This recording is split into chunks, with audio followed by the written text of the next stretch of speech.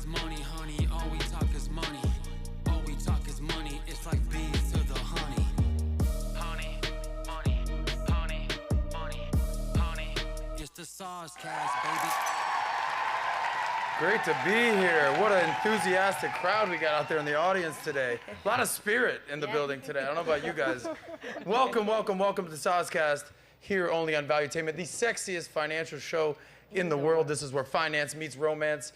If you've ever watched this show, if you've ever even kind of scrolled on the gram, on YouTube, you know that we're here for one reason and one reason only. And Natalia is going to help me explain that to all you men and women out there, especially the men. We have one reason and one reason only. And the reason is we want to see you guys out there get paid, laid, and do it your way. Paid, laid, do it your way. What's better than that? Yeah. Special guests in the house today. Some people that are returning guests to Valuetainment. A lot of new faces. I almost said virgins, but you know, we love that too. on a getting paid, get laid, doing your way. That's kind of what happens. But thank you guys for being here. Thank you guys for watching. We just crossed 200 something thousand. Yeah. Recently, we had a big week last week, but we're back. We were just in Vegas. Good to be here. You're going to Vegas right after this, right? Let me explain some of the topics we're going to be discussing today, and then we'll meet our amazing, good-looking, sexy panel of men and women. Here's what's going on in the topics today. We talked about passport bros. You said you're the OG passport bro before that was even a thing. You actually have a viral clip about that, about men, women, Colombia. We're gonna discuss a little bit of that today. I'm gonna, earmuffs for you ladies and gentlemen out there that don't like, I'm gonna coin a new phrase today. There's passport bros. What about the passport hoes? Oh, they're out there. What about them? I just want to know what's going on with these ladies out here. Let them live. We'll discuss a little bit of that. We'll talk about traditional women, Western women, Eastern women, Colombian women, all sorts. Look at the panel. Scroll out to the panel. Take a wide shot. Look at this. Yellow, black, Puerto Rican, and Haitian. Not a Haitian. We'll talk Haitians. We'll talk a little bit about Haitians today. Your viral clip about trans stuff. Yeah. I just made that term up as well. Haitians. Okay. Haitians. No disrespect to my Haitian community out there. South Say Nabule, we good. We'll talk about how Dan Bilzerian, the infamous womanizer, how he would handle a woman disrespecting him, talking to another man. We'll talk about some of the Tate stuff that's going on. You know, no secret. You said that you might be moving to a new country sometime soon. Yeah, UAE. The UAE, so famous for Dubai, obviously. So we'll talk about what the Tate said about why the Middle East is better than the U.S. You've had a viral clip the last time that you were on PBD podcast, Zuby, about Saudi is better than New York. We had a discussion about that. We'll talk about conservative, liberal men while they're pushing Tate versus not pushing Tate. What women do, is there a double standard? OnlyFans women. We'll talk about depression. I love the tweet that you just had about today. I think you did it yesterday, about men being more useful. Oh, yeah. Yeah, that went super viral. So we'll see if you motivate some men to be more useful. We'll talk about bromances. Oh. What's the female terminology for bromances? Friends. Friends? Friends. No, there's got to be something better than that. Ladies? Bromance? Soul sisters? Soul sister? Sister from another mister? Sister We'll from talk about another that. And we'll talk about the new Canadian trans woman powerlifting record. I think I inspired that one. What's that? I think I inspired that. Oh, no doubt. We'll address that. I did that for sure. almost 5 years ago. So we got a lot to cover today, and obviously we'll pepper in some money conversations because this is a financial show. So we do want to leave you guys richer than what we found you, and even fitter than what we found you. We got some fitness experts out here, no doubt. So with that being said, let's meet our amazing, sexy, fit, hot, diverse panel. Yeah, I'm just adjective. Why not? Pay our people compliments. To my left, Zuby's in the house. Rapper, public speaker, thought leader. I threw that one in there just because I believe in what you have to say. You host a podcast called Real Talk with Zuby. You're also an author. What did I leave off, Zuby? That covers most bases. That's right. Yeah, man. So you've been on PBD podcast twice, I want to say. Very intellectual, very thoughtful, always bringing the realness, telling it like how it is. Your first time on SOSCAST. Glad to have you. So what we're going to ask everybody, we'll start with Zuby, is the same two questions so everyone understands where you guys come from, your background. since this is where finance meets romance, how do you make your money and what's your relationship status? Sure thing. So relationship status is I am taken. I make my money through music and merchandising, live events, both live performances and public speaking. I've written 2 books, and I'm in the process of my 3rd one. I also do coaching and consulting freelance for individuals and businesses, and I invest here and there. Invest here and there. And you're a Yeah. big advocate of Bitcoin, libertarian. Yeah. Big on Bitcoin. Respect. Heavy bags. But I may have lost it all in a boating accident, actually. In what? In a boating accident? Yeah. Oh, I have you gotta no hold Bitcoin. on to that. I've lost it all. I love how you just threw in, I'm taken, like Liam Neeson vibes. Yeah. Just taken. Yeah. Happily in a committed relationship, which Congrats, is brother. relatively new. That's love awesome. that. Congrats. Yeah, off the market We're officially. finding love in a horrible place. Congratulations, bro. Thank you. The other good-looking, sexy, fit man on the panel, Fit X Fearless.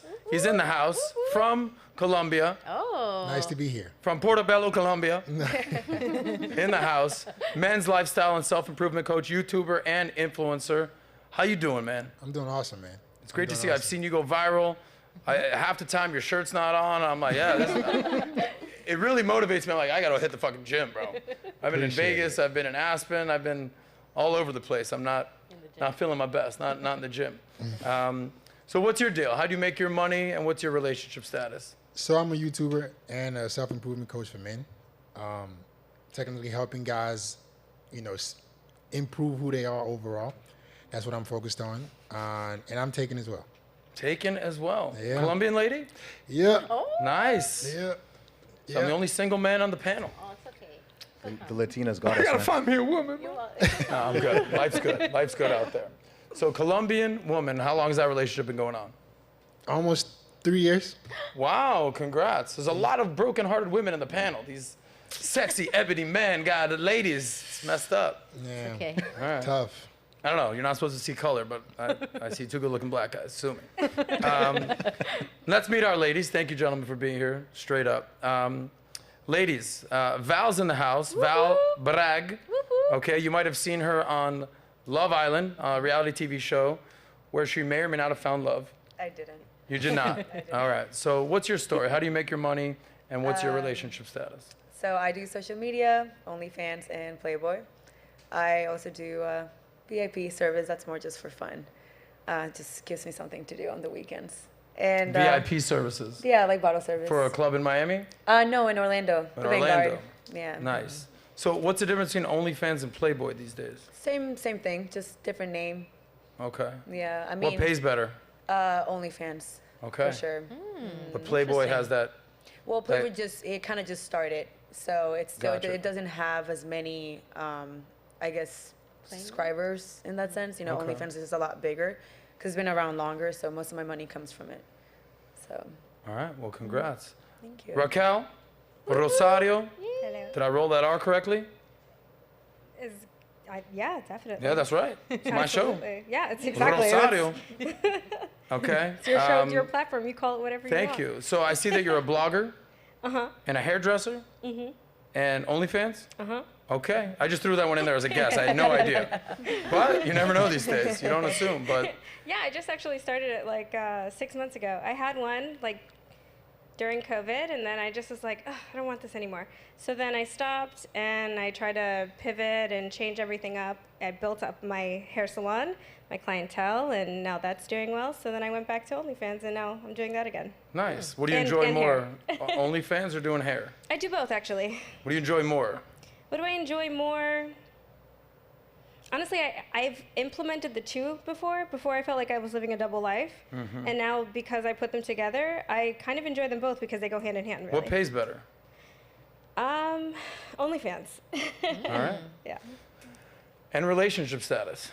I'm currently dating, so single. Not married, so Okay. I would consider Like you almost that like to be asked a single, right? question. I'm dating. You're dating. Yeah, I'm dating. Nice. So you're not taken like some of other people on the panel. No. Well, congrats. We have a mother-daughter duo on the panel, first of its kind. Whoop, whoop. Okay. Oh, yeah. The mother goes first. Sorry, Penelope. Okay. Go, We Mom. got Helene and Penelope. Yeah. The mother-daughter duo. They're actually recently on my friend Pearl's show. You guys run a company called Step It Up Weight Loss. That's right. Tell us about that. Yeah, so Step It Up is a program to help women lose weight. And it's a mind, body, spirit approach. So it's mindfulness, it's diet, it's exercise, but we really go to the root. So we want to create long-term change, not just a get skinny quick theme. And so I've been doing it for decades, Nice. under different guises, with different organizations and institutes and whatnot. And now we're just doing it because we also have a strong story. My mom died, her third cause of death, severe obesity, and Penelope was 300 pounds just a few years ago. Damn, Penelope. Oh, you go, Yeah. girl. Congrats. Yes. 300 pounds. Yeah, you look phenomenal. All right. What was your secret? How'd you Well, get Step fit, It Up was X the secret. fearless? Step It Up was the secret because I tried every single diet and nothing worked except for just stepping it up, taking small steps every day in a lifestyle approach, not just like, oh, I'm going to do keto and then lose 20 pounds. Because I tried that and then I gained it all back. So I took small changes that created great habits that then led to a lifestyle that I now live every day, and I've never gained the weight back. Now, is your program only for women, or do you help men as well? We help men as well. Okay. Yeah. Because there's some men out there saying, I need to lose some weight. For sure. What advice do you have for the men out there? Well, they got to step it up. That's right. These men got to step it up in more ways than one. Money, looks, game, personality. And that's why we brought these gentlemen in here. They got to be useful, as a wise thought leader once said. Well, congrats. What's your guys' relationship status? Not the mother-daughter weird. I'm not being weird. Just, I'm in a long-term in general. relationship, a committed Okay. long-term relationship. Yeah. nice. I'm also in a long-term committed relationship. Okay, and how old are you, by the way? I am 18. 47. 18.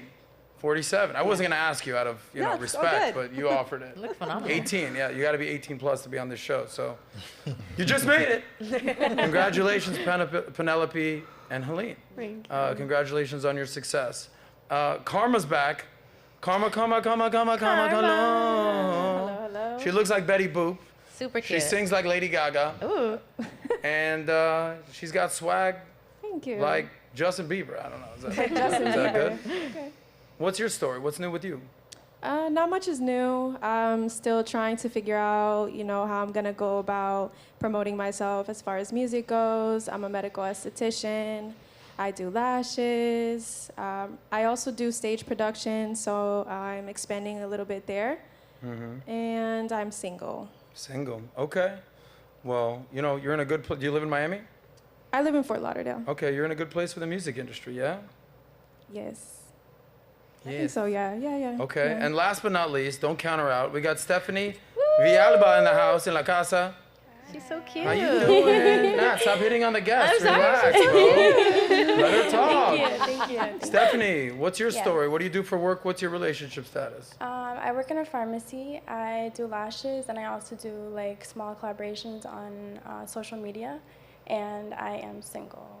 Okay. How long you been here? You're from Colombia? Yes. What city? Well, I was born here, but my parents are from Colombia. You're Colombian. Yeah. Okay. Do you know about Medellin? Yeah. Do you know about Poblado? No. You don't know? Okay. Well, one of the gentlemen on the panel lives there. He can maybe give you a tour. You never know. But he's taking. Relax. Last but not least, the thorn in my side, the peanut butter to my jelly, the crack to my crack pipe. Oh, gosh.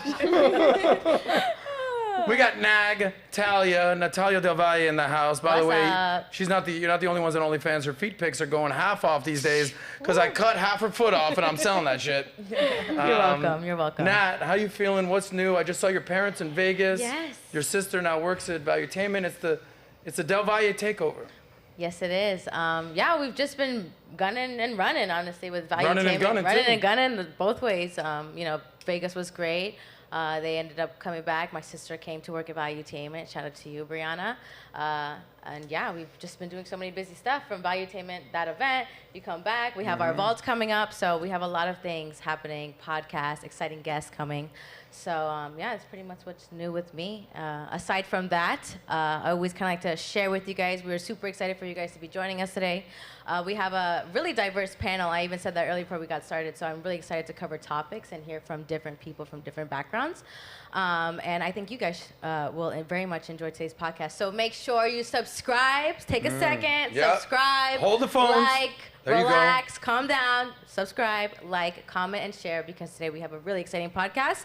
And I'll be reading all the super chats. So let's get some super chats for our guests today. Yes. Now we'll be And- reading the super chats, and the highest super chat of the day will get What? Nat's pinky toe. I cut that thing off. We're gonna sell that thing. I've been taking it. I've been waiting to that's share right. it. All right. So thank you for acknowledging the diverse panel out here. I don't see color. I just don't because I'm colorblind.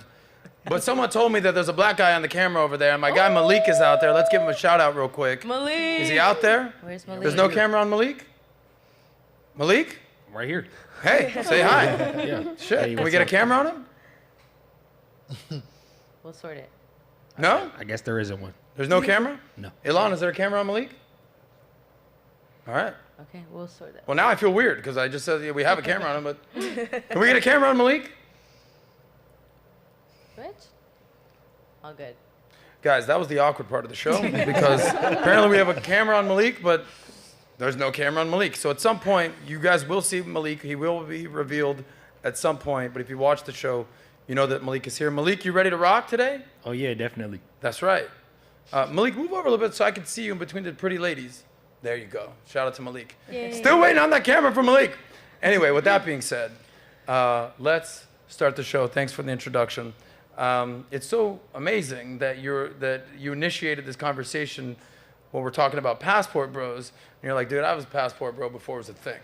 So there was an article out there, if we can pull that up real quick, Malik, that a man travels the world to date foreign women and hopes to settle down one day, but for now I love exploring the world. Is he, according to many women, he's pathetic, and according to many men, he's a modern day philosopher. His name is Austin Abieta, and he finds dating outside the country more fun and exciting because becoming a passport bro, self-entitled, is the best decision I've ever made. Dating in different countries gives me the best odds of finding a partner, right? It's all about options. It's all about supply and demand.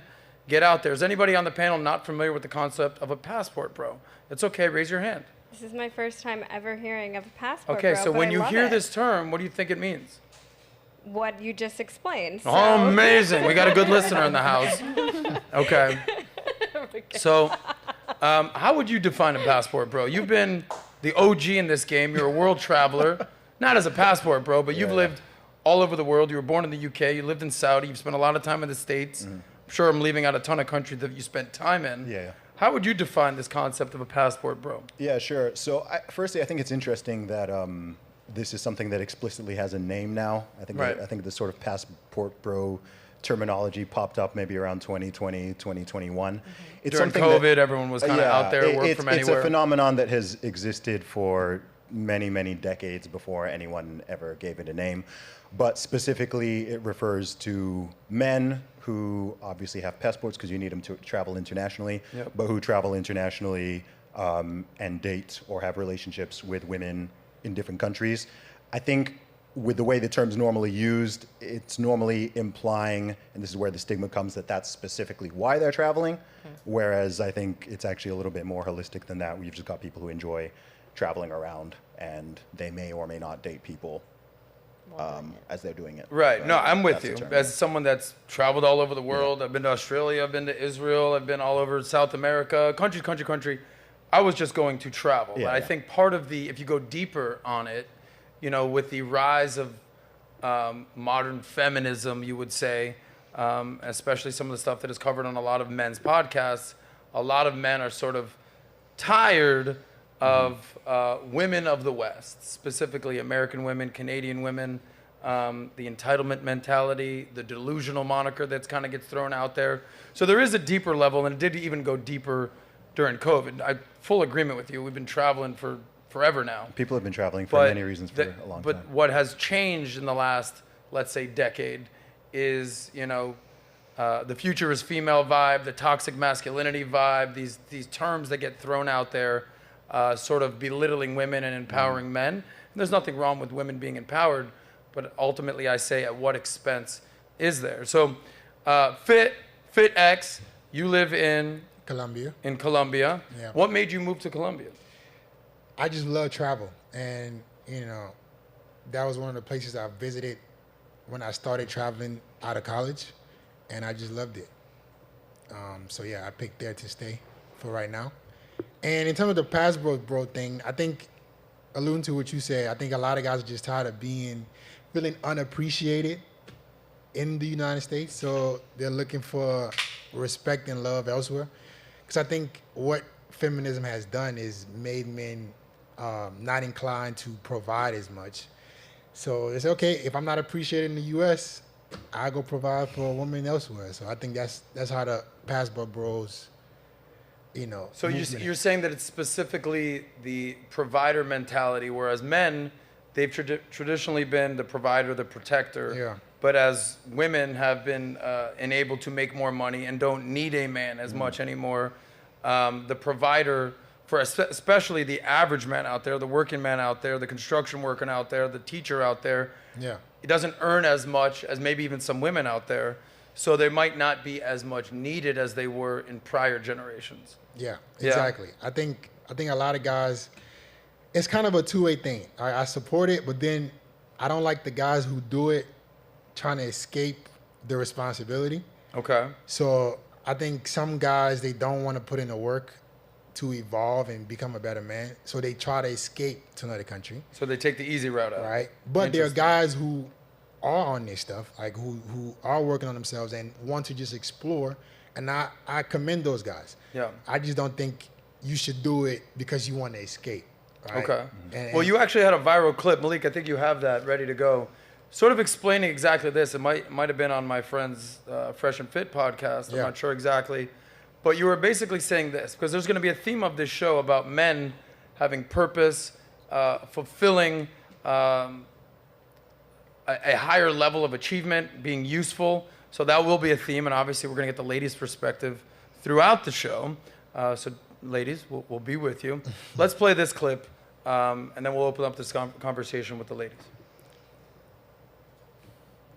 Don't do the work and they come to Colombia expecting the women to just bow down for them. I do say it's a more feminine culture. Like, you don't have to fight the women to be women opposed to here.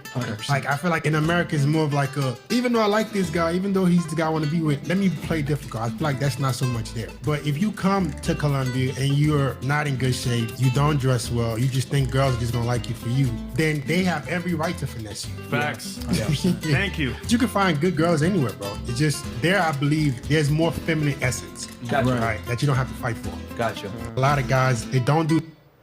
Okay, so Zuby, let me go back to you, and then I'll open it up to the women. Go to the most basic level of men looking for a wife. We're past just travel and just seeing other cultures. Why do you think the passport bros, this terminology, are actually going to other countries to find more traditional, compliant, subservient women? Yeah, I wouldn't even use the terms compliant and subservient. I think really what it is it's essentially globalism applied to the dating and relationship market, right? So it's much easier for people to travel now than it has ever been in human history. It's a lot cheaper, more affordable. People are more worldly because people are connected online and you can see all these opportunities and see what other people are doing. So I think, really, FedEx has nailed it. Depending on the type of man you are going to find a greater percentage of certain types of women in different places. This is true at a state level, a city level, an international level, and so on. So if you are someone who's got more of a traditionalist or even conservative mindset, there are still, by the way, in the USA, there are still millions and millions of women who are like that in any big city, let alone in places that are smaller. But the truth is, feminism, not even the weird sort of third, fourth wave type of feminism, has heavily, heavily infected the USA and every modern Western country, especially in the Anglosphere. I'm talking about Australia, New Zealand, Canada, the UK, USA. So if you are someone who's not a fan of that, and who prefers more traditional relationship dynamics where you can play more of a traditionally masculine man and the woman is happy taking a more of a traditionally feminine role, and you both appreciate that and it's a two-way street, then there are many places. It's basically like the cat's kind of out the bag now that there are many, many places in the world. In fact, the vast majority of countries in the world the women are more traditionally feminine than they are in all these Anglo countries. So if that is what you're looking for, you're more likely to find that elsewhere.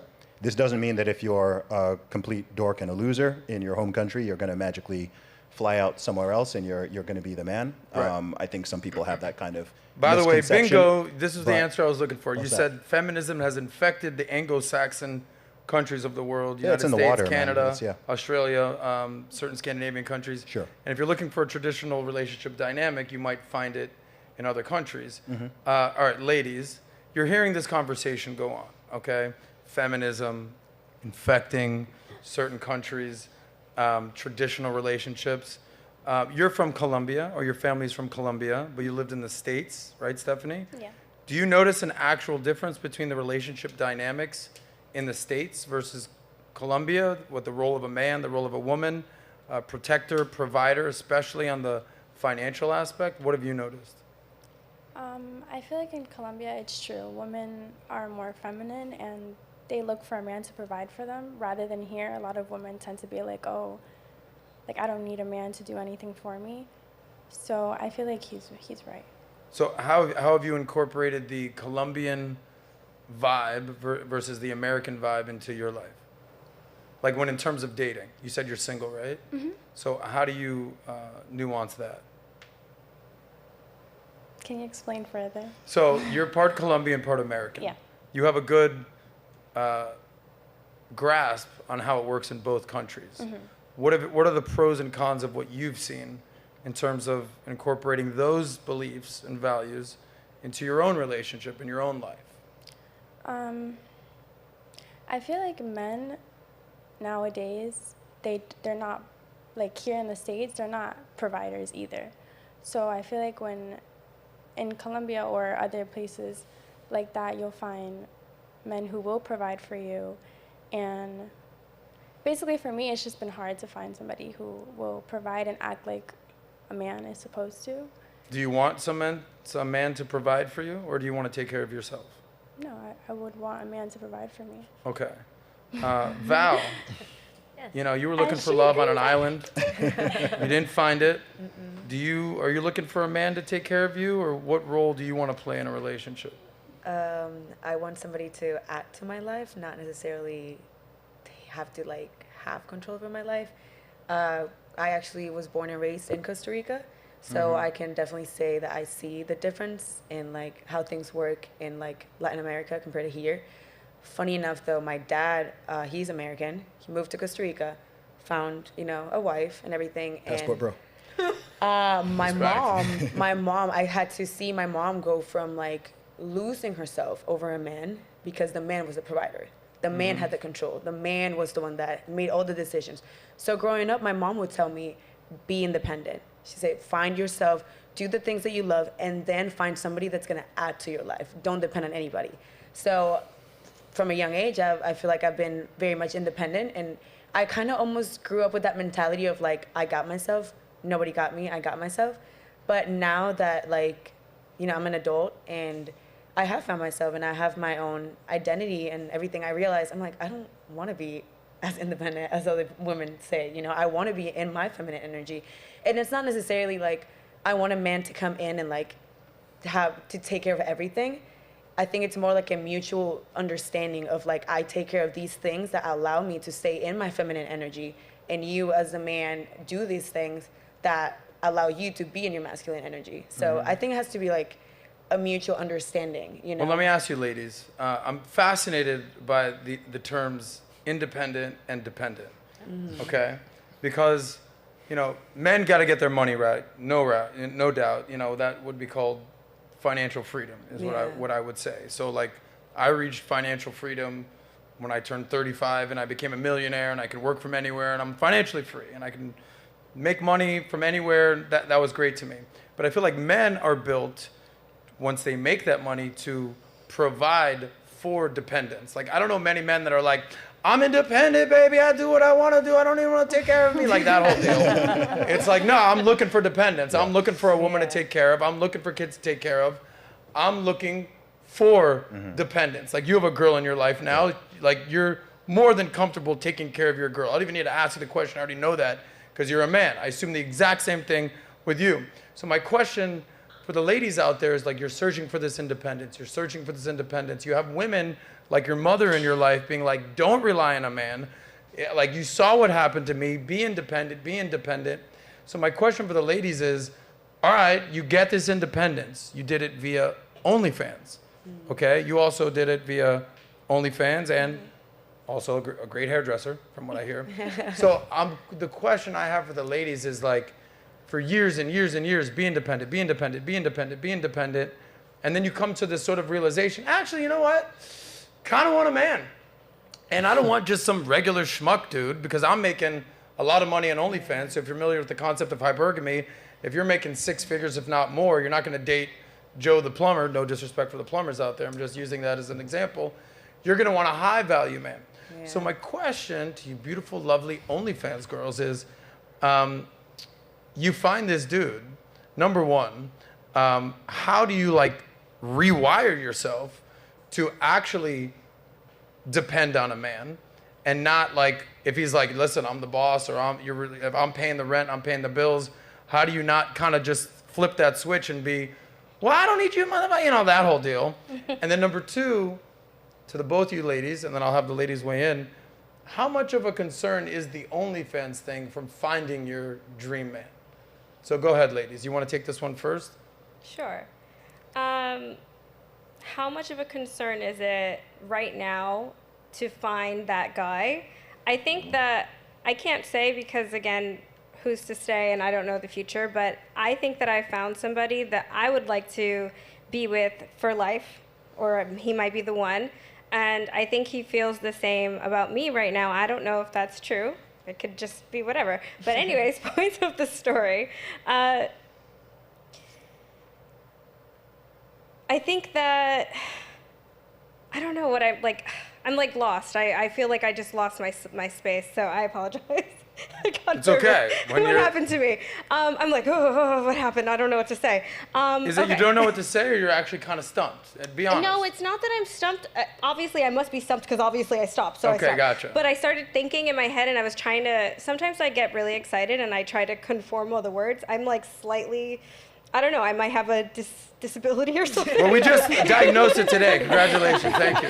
Val, do you want to help your friend out? Yeah. So my question was, how hard is it to turn off the Miss Independent switch when you find a guy? And then how, part B, 2 questions here for us people that are diagnosing themselves right now.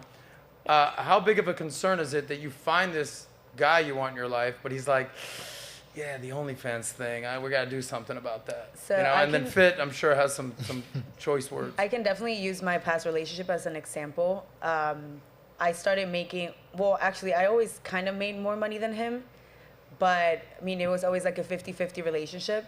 And as I started making more money than him, I realized that I started taking on like more things, like, you know, if I wanted to travel or go on all these things, he started pretty much saying, well, you want to do these things, you got to pay for them.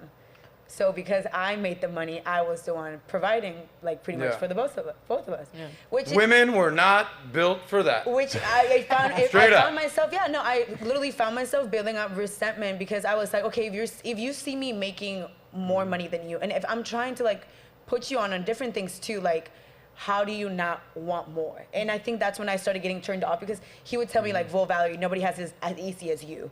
Like, you just have it easy. Like, this and that. And I'm like, yeah, I might have it easier than other people, but I think like, if you really want something, you Why do you think you have it easy? Because of OnlyFans, you know. Would you say that what you do on OnlyFans is easy work? I mean, I would say so, to be honest. What price do you think it's a lot of work. Well, you know how they say it's work, but compared to me spending like 40 hours working in a week. Oh, sounds horrible. 40-hour work weeks? Jesus. I'm sorry, it is actually easy. Let me ask you a question. You know, they say that fast money comes with slow problems. Go on the other side of it. What kind of problems do you foresee yourself having from making this fast money? Well, I think it all depends on what, let's say, my future husband is okay with. Like, you go into other countries, let's say Europe, even in Costa Rica, there's nudist beaches. You go and you're nude. So what's the difference of you being nude in a beach and you actually. Whoa, with all due respect, there's a big difference. Okay, well, I'm saying people pop are your still, titties out on a beach to get a tan, and then like People are doing still- sexual acts online. Well, I don't do sexual acts. So what do you do?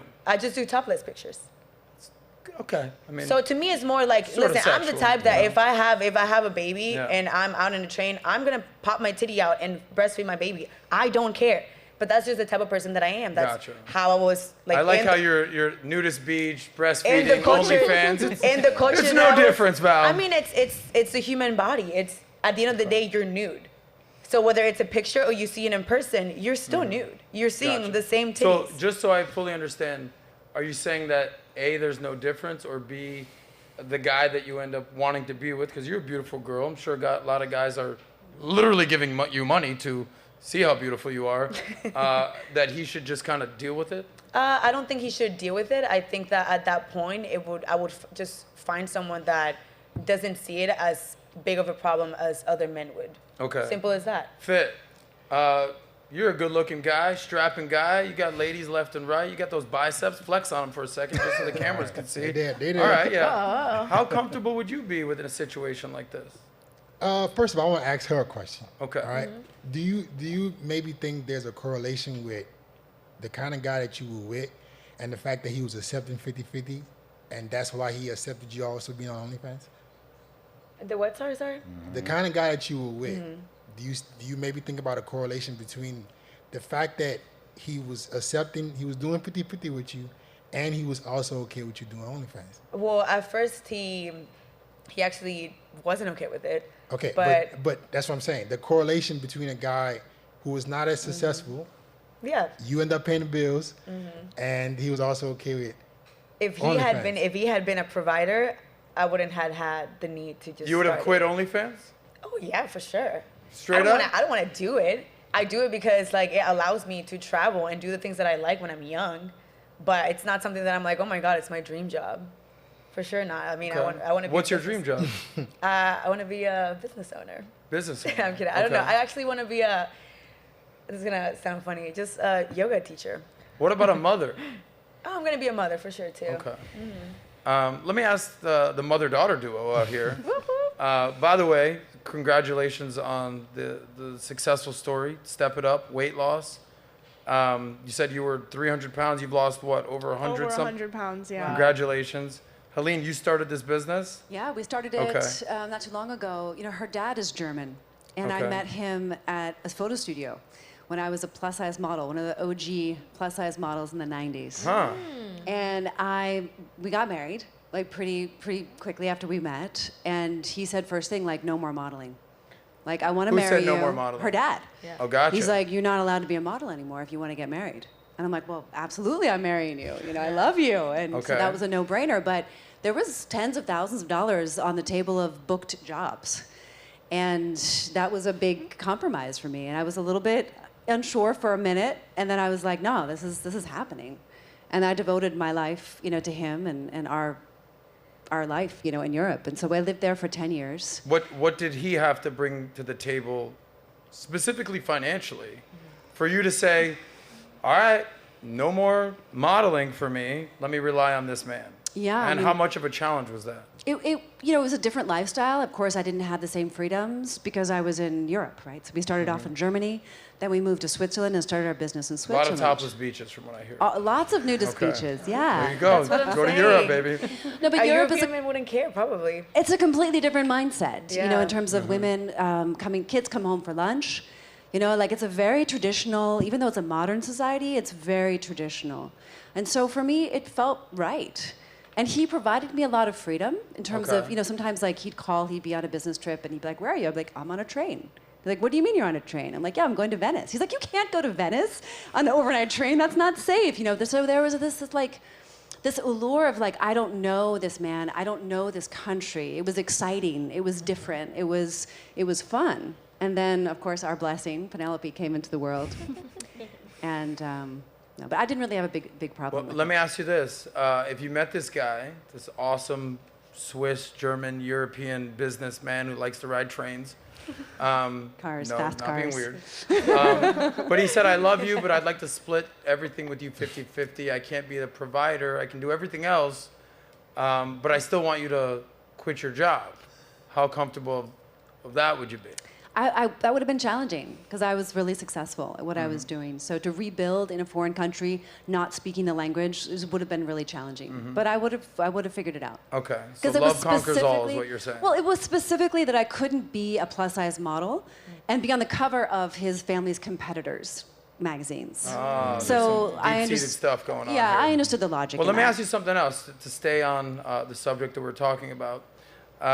Your beautiful daughter, Penelope. She's lost over 100 pounds. Yeah. She's doing her thing. Let's say, dream with me for a second. She comes to you one day. She says, "Mom, I'm as beautiful as ever been. I've lost 150 pounds now. I look amazing. I want to monetize my beauty. So I just signed up for OnlyFans, and I'm doing it, Mom." What would you say to your daughter?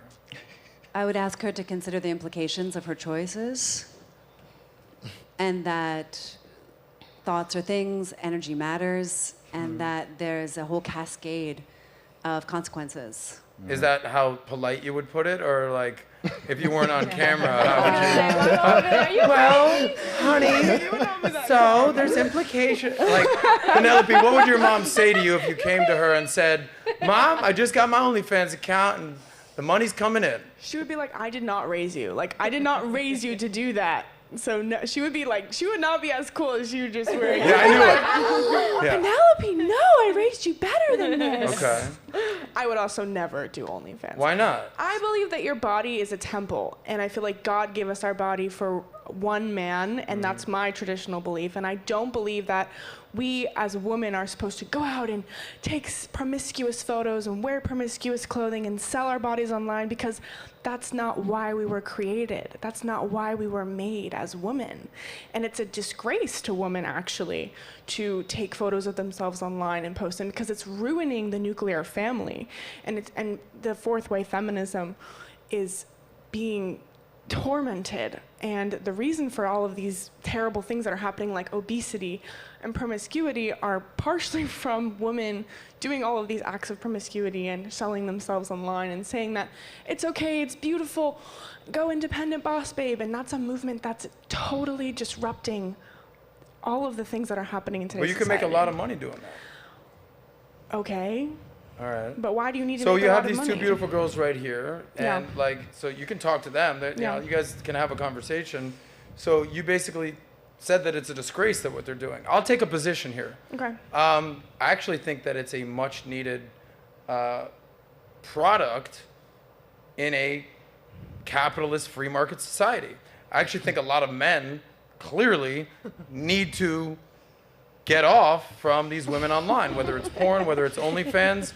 Like, if the men weren't giving them the money, it wouldn't be there wouldn't be a thing. I agree. So blame the men. Not I the women. agree that the men have the bigger problem. So who's to blame here? Is it the men? So also, what I will say is, like, you know, like Dave Chappelle had a thing back in the day, is like, you women are giving them up too easily, right? The price of pussy is plummeting, right? Like, you women give it up way too easily, right? And you see that women over the last few decades, their body counts have gone from 2, 3, 5, 10 to dozens and dozens and dozens. So both people are to blame. So do you blame the men who are paying for the pictures or the acts, or do you blame the women? Because it sounds like you're blaming the women. Well, I would blame the men first, right? Because the men are the one that supports the system behind the entire taking photos of The yourself. patriarchy. Them. Correct. No, they're the reason that there is even a market for it. Can't it just be that they're horny men that can't get laid? But that's their problem. That's exactly what it true. is. That's their problem. It's Yeah. not the woman's problem that the men can't get laid. And so men need to do True. certain So women things. are capitalizing Of the man that can't get pussy. on the set. By the way, what percentage of the men that watch your content would you say, best guess, just can't get laid in real life? I would say most of them, to be honest. Like, Really? even like. No, I don't agree that. No? No, I have like people that I've been on TV shows with that are my subscribers. I won't say what show, but But they still simps. Like, they could be No, successful no. simps. I think it's just mainly men that I think it's, let's say for me, it's more of like a fantasy. So yeah, I'm a woman. Yeah, there's like free porn and all this stuff. I don't even do those sexual acts. So the people that come and see me, it's more of the fantasy that they built up of me. So that's what I capitalize from. Penelope, you use the term what? Disgusting, what women do? No, not disgusting. You said what? It's a disgrace. Disgrace. Oh, It's a my disgrace. apologies. Disgrace. So why do you think what she's doing is a disgrace? Or both of the girls doing? It's not a hit at you. It's a hit at the industry itself because I see the way it's hurting young women specifically and creating this industry of young women who are now posting themselves online who are under 18 doing sexual dances, doing sexual things online. And I'm like, oh my gosh, where are they getting it from? They're getting it from these types of acts online. And so that's where I see the disgrace at play. Gotcha. Would you ladies like to reply to our young friend here, essentially using the word disgrace for what you guys are doing? How would you respond? Yeah, I would like to say that there's a lot of influence in the opposite sector for men that are watching other men who are deliberately insulting women, and then now they're teaching young boys to treat women poorly, calling them derogatory names, etc., etc. So it's kind of goes hand in hand, you know? How about you, Val? Culture's broken, man. I think there's always going to be two sides to every story, and at the end of the day, you're just going to have whatever you want to believe in, that's what you're going to believe in. Gotcha. Yeah. Does that make sense? I could tell you right here, like, oh no, it's not like that. And then if you want to believe that it's going to be this way, then that's what you're going to hold on to, and that's what you're going to believe in. Your daughter gave a very impassioned speech against why she wouldn't do OnlyFans. You were like, you know, there's maybe some things that should reconsider. Based on what she said, how would that conversation actually go? I think there's misplaced sexual energy in our society. And I think that's one of the main causes of obesity. It's one of the main causes of also men not being able to rise. It's how we're meeting our hungers and how we're satisfying our desires is kind of wacky. Yes. Gotcha. Yeah. And I think this is just one expression of that. Karma, have you ever considered doing OnlyFans?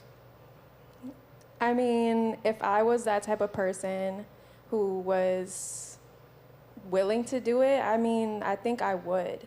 But the problem is that we have, you know, men like these two that are sitting here, and they don't want a woman like that. And so I know what type of woman that I am, and I don't want to be, and what type of man that I want. And so putting myself in that position is not going to make anything easier for me. So even if it's tough, I still make sure that I keep my morals, that I make sure even if people are going to disrespect me, that I respect myself first. And Respect. How about you, yeah. Stephanie? Is that something you've ever considered? If I had the balls to do it, I would. Well, hopefully you don't have balls. Maybe that's what people are paying for. But what do you mean by having the balls to do it? I feel like I care a lot of what other people think, so I feel like if I did create one, I feel like Okay. I'd be scared of I what think others- that's the thing with most women too. It's also not only like, yeah, I understand the moral part and everything. At the end of the day, I feel like we all have different opinions of what our morals are, what's good and what's bad. But most people care about what other people are going to think of them. Whereas like if you know who you are and you know your values and you know the kind of person that you are, at the end of the day, we're all going to have a past. We've all done, like, it's like saying like would you date a man that it's like the best man ever now, but back in who knows when he did something bad and went to prison, and now he did his time and now he's good. I'll right? say one thing, and then I'm going to give Zuby the final word here on this because he's a thought leader, and he's going to kind of talk about society. Should you care about what? It's a weird angle. Should you It's care like about? if you want to say the No, past I'm not. part, I'm commenting in general. This is my opinion. Say I'm right, I'm Yeah. wrong. It's good. Should you care about what your grandma has to say? Yeah, probably. Honestly, that's what stops me. Okay, I'd be grandma. scared By the way, of Okay, what well, others- should you care about what your parents have to say? Yeah, you for should. sure. Should you care about what your friends have to say? No doubt. Should you care about what your siblings have to say? For sure. But most importantly, the ladies, do you care about what potentially your future husband would think? Because there's a girl that I met years ago. No, not you, but you know who I'm talking about. Oh. Beautiful girl, sexy girl. And I found out that she did OnlyFans. I know who. And yeah, I know you know who. Now I know. And we were having a good time. But once I found out, and we weren't serious, but it was on. I literally was like, it was great meeting you. I wish you the best in life. Lots of love. This ain't for me, baby. Yep. Yeah. And she was like, what? We had so. I said, nah, I can't. Like, because men care about a woman's past, women care about a man's future. And there was, no way that I would feel comfortable wifing up that girl. That's just me. So I always say this to girls, because we've had OnlyFans girls on the show. I say, once you've done it, the internet wins. The internet is forever. Yeah. Like, own it, do it. Yeah. But just know that it might be a challenge to find that future husband. Because after doing this show for so long, I know that most women want the full package guy, right? The hypergamy sexual market value charts is 80% of women are going over the top 10, 20% of men.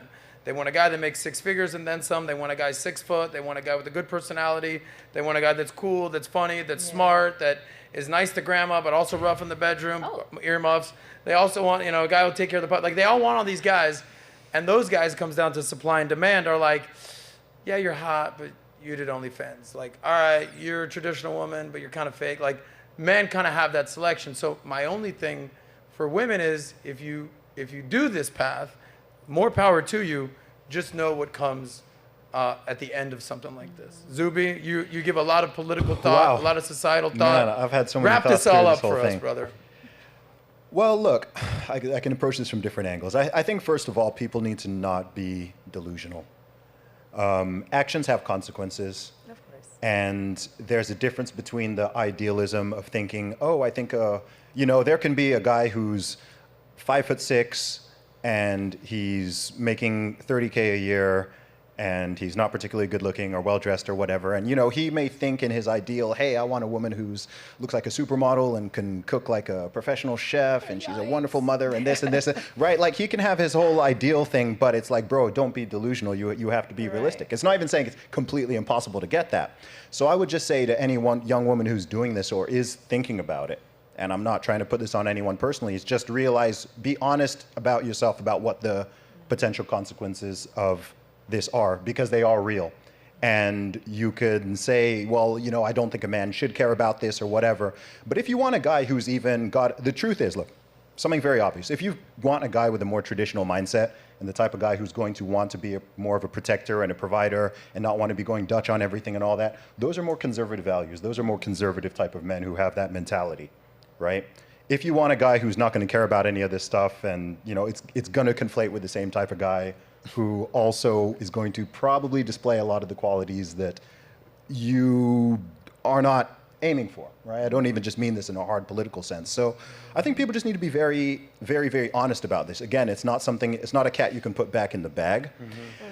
What I did really want to say, and it's totally cool if you want to move on to a different topic, but I think what's actually a lot more interesting than getting lost in the morality and even the consequences of this is just to think about what's going on in our wider society and culture that's even creating this dynamic on both ends. I'm not confused by why women would be tempted to go and do OnlyFans. That's not confusing to me. I agree. I'm like, who are all these guys who are spending billions Bingo. of dollars Bingo. Yeah. on this stuff? Like, who are you? Why are you doing it? Like, what's going on I can say here? I've had people that just one person has spent over like $3K in 1 month. Okay. I'm actually thankful. I'm going to come back right to you. I'm actually thankful that there are sex workers out there to alleviate men from their situation if they can't get women in real life. I mean, there's men on this panel that don't have that problem. It's a chicken and egg scenario as well, though, isn't it? Go ahead. Like, I don't believe that there's a guy out there who you couldn't build up to a man who can happily get a wife or get a wife. I mean, all of human, for however many decades and centuries, all sorts of guys. I mean, if you go out there in the real world, get off the internet and walk around, it's not like every guy who's in a relationship or every woman who's in a relationship is looking like some supermodel or some super high value man or whatever. Like, it's normal people all around the world. So I would push back on the idea that this is the best outlet for these type of men. I think actually that's like a massive cope, and you're taking an easy route out of, you know what, I'm just going to sit here and I'm just going to fap on Pornhub or OnlyFans instead of building myself up into the man who can actually get a woman who looks like this in the real world. And that's No where doubt. dudes' heads need to go at. Of course. If all your energy is going out on that, right, into the tissue as you look at your screen, then sorry to be crude, but you're not then putting that energy where it actually needs to be going. Yeah, well, I'll say this, no doubt that every man starts as a blank slate and you need to improve yourself. But a lot of people don't want to work. They don't want to earn. They want to take the easy way out. Why go out to a club and get dressed, spend money, and get out there, be nervous as hell, talk to a girl, get rejected? You know, you don't have enough money. You don't have enough status. You don't have friends. You don't know the door guy at the club. There's a lot of guys that are just like, oh, OnlyFans it is. Step it up. But you hit the nail on the head with, you talked about globalization when we were talking about the passport bro situation, right? There's also a globalized sexual marketplace. So now these women, beautiful women, they can get approached by guys from America, Canada, the UK, Australia, Saudi Arabia, Dubai. There's men hitting them up. Now you're competing with every man in the world. So if you're a dude in Tulsa, Oklahoma, you know, 20, 30, 40 years ago, prior to this internet, dude, you went to the local bar, you're that dude in Tulsa. You're Tommy from Tulsa. Do you know what else? Now you got to compete with everybody, though. Yeah. Do you know what else also gets missed in these conversations? And again, I think this says a lot about where our society is right now, is you only need one. You don't need to date the whole world. So whether I'm hearing women complaining about like, oh, there's like no men out there, this or that, the market is terrible, men are saying the same thing, I'm like, look, just in this country, there's over 300 million people, right? Like, you're telling me you can't find one person of the opposite sex who likes you and is attracted to you and wants to spend, like, I think people have this idea that you have to date the entire opposite sex, right? Guys have this idea, oh, I need to date like all of these millions of women. It's like, no, you don't. Like, so you could be in the crappiest environment, you could be in whatever, but I'll tell you what, if you've got your stuff together, I guarantee you, there's no way you're in a city of 1 million+ people. And here's what I'll say to that, because you are right, and I don't even know if I would label you an optimist. You're a realist. That was sort of an optimistic answer. Realistic optimist. I mean, you keep it real. I mean, your podcast is Real Talk with Zuby. So like, but what I will say is that like one-itis is a thing, brother. Hear me out. So like, if it's like, you just need one. Like, I just got to find the one. The problem with a guy just being like, I just got to find one. You know, because I'm going to give you guys credit, you probably had a dozen women to choose from. But you chose this girl because she embodied all the qualities that you were really looking for. And from what I've known about you, that's a pretty high standard. Like, you're not dating just some random chick because she's hot. You're an intellectual, you're a thought leader, you've got values, you got morals, you got principles. So yeah, you are looking for one, but you're choosing from one from many. From one came many, like e pluribus unum almost. But the point is, for a man, for a high value man, a man of status, it's like, okay, you all know how it works, dudes. You're talking to 10 different women, and 5 of them are just kind of hot but annoying. 3 of them are like, you know, I'll deal with. But then there's like 1 or 2, you're like, oh shit, this could be the one. So in regards to like the one thing, yes, you are looking for the one, but if you have no leverage or no options, that one, if she breaks up with you, you're fucked. But if the 10 women, and you're the guy sort of in the power position that chooses the one girl, then like you kind of have leverage. Like, how did it work with your girl in Colombia? From what I know in Colombia, you probably had 1,000 women coming at you, and you're like, I just changed your life. Have a baby by me, be a millionaire, bitch. Like, how did that work? No, I agree 100%. I think for men, like, pain and trauma is needed for us. It's not needed for women. So this is why women being promiscuous and going through all these problems is not needed for you guys to find the right man. But for a man, he has to go through trauma. He has to become something. He has to go through heartbreak to find the right woman. Like, he can't just meet a girl and just pick a girl, and this girl will be the best woman for him. He needs to be able to vet women properly, find the negative things he doesn't like, because most men don't have options. Well, so it's the same thing for women, though. No. Women have options. You don't have What to do you mean it's the same for women? But like most men are not worth it. But So- because you're putting Bingo. yourself. So But that's what I'm trying to say. Bingo. Like, it's not easy for us because we also have to almost date. And I'm not saying sleep around. I'm saying like date as in like see what qualities this man brings to see if okay, this is somebody that allows me to feel safe and I can allow him to have some sort of control. Does that Val, make let's sense? use a real life case scenario. Let's play a game. On the SOSCAST. You like the games, right, Nat? I like the She likes the games. Okay. How many men, let's just say, on a one night out?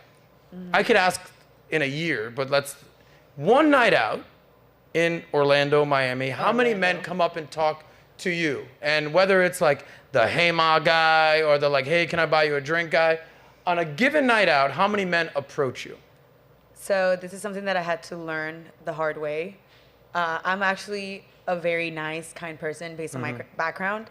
From dating, actually my past relationship too, my ex-boyfriend would tell me, Valerie, you're too nice. You're too naive. This men, just you being nice to them, they think you're flirting. So Just how 'cause many? How many? Give me a number. I mean, I don't, a lot. How many? Throw a number. I mean, Over 30. oh no, I'm not that many for sure. I mean, Dozen? I don't even go out like that, but I would say In average, Orlando? Orlando. like 5 would hit on me or Okay, something. 5. But I just have to look, now I have to Sure, look and I think it's way unapproachable. more than that, but you're being No. nice. All right, how about this? How many Orlando men is- do you go up to and say, hey, how you doing? Can I buy you a drink? What are you Me? up to? Yeah, you. Oh, never. Okay, so that's my point. So you're basically saying, oh, you know, we gotta choose Okay, stuff too. no. The man I guess, is yeah. doing the Yeah. hunting, the woman is doing the nesting. That's true, and yeah. basically, it's incumbent on a man to go up and try to get as many numbers as possible and then find the one. Like Stephanie, do you live in Miami? Okay. Do you ever go out? Yeah. Okay. Now, when you're out being cute in the club and being so sweet and nice, do guys ever come up and talk to you? Yeah. On a given night, you go out to Live or Story or whatever. How many guys come up to you and just say, hey, how you doing? A lot. A lot? give me a number. Yeah, like 5. Just 5? Guys, it's way more than 5. Okay. mean, you Now, know, Stephanie, how am I how supposed many, to know? I how mean, many keep come, track. how many Guys that come up to catcall you? you, but How many do that's you not go like- up to and say, hey, how you doing? None. Okay, we're sensing a theme here. Man, Karma? What about the internet? Yeah. That's gonna What about multiply. what about the internet? They say How on the many guys are request. sliding in your guys' They DMs, say on ladies? the requests. How many DMs are you getting? Yeah, a lot. A lot? Nat, how many DMs are you getting? Actually, not a lot. I Stop be it. a lot You of lied. girls for You lied. SOSCAST. Hit me up if Okay, you want to that's be on right. She's SOSCAST. working on the internet. How about you, Raquel? Guys approaching you. Depending on a viral video, it can be anywhere from like 10 to 100 in Damn. a day. Okay. Karma, how many guys are sliding into DM because they like the cute Betty Boop look? And you can sing. I guess maybe like 8. 8. Okay. Ladies? A pretty girl will get approached more in a single night than a man does in his entire life. Correct. I get marriage proposals. I get Yes? at the grocery store. Okay. I mean, 3 to 5 people. I don't even Okay. notice, She was but chased down at the grocery store. This guy chased her down. I was like, I've been seeing you this whole time. Here's my number. He like chased her. I was Wow. like, please marry no, me. all the time, everywhere. So what's my point? What's my point? Okay, so I made my money in financial sales. So for a man, did I just pick up the phone and call one prospect and be like, hey, sir, I'm interested? He hung up and I'm like, oh shit, I guess I'm done. No, I made 100 phone calls a day. So for a guy, Zuby's right, you gotta find one, but in order to find that one, you gotta make 100 phone calls as a man.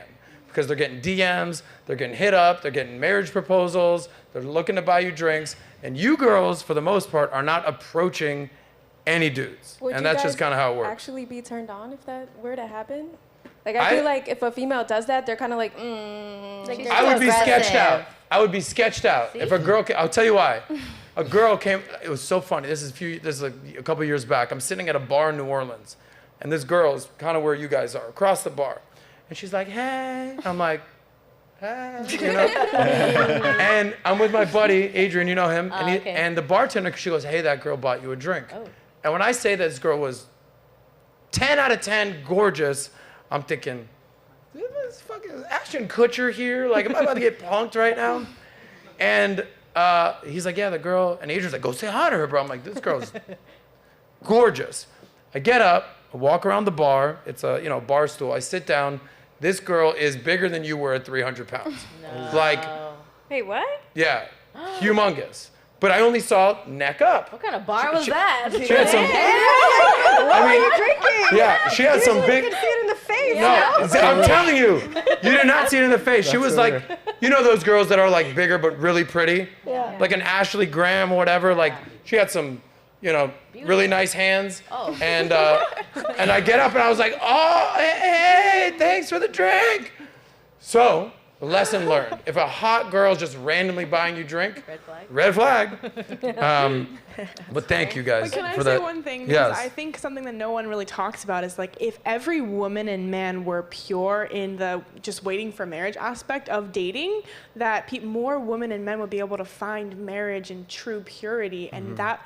If we just waited for marriage, we simply would have a healthier, more beautiful society, and the nuclear family wouldn't be so broken anymore. Well, that's where religion comes into play. Well, I love your, I love, and Zuby doesn't can, have to be a Zuby can religion, give you a though. good response on this. I love kind of the thoughtfulness and also like the, oh, wouldn't it be nice fairy tale of it? Yeah. But with all due respect, these days, it's actually delusional By to the think that by the way, this is another. Yeah. This actually comes back to the original thing of the quote unquote passport bros. Yeah. Because our societies and cultures they're so poisoned. This is not the global norm. Like whatever the heck people are dealing with here and all this stuff we're talking about, It's social this media. is an exception.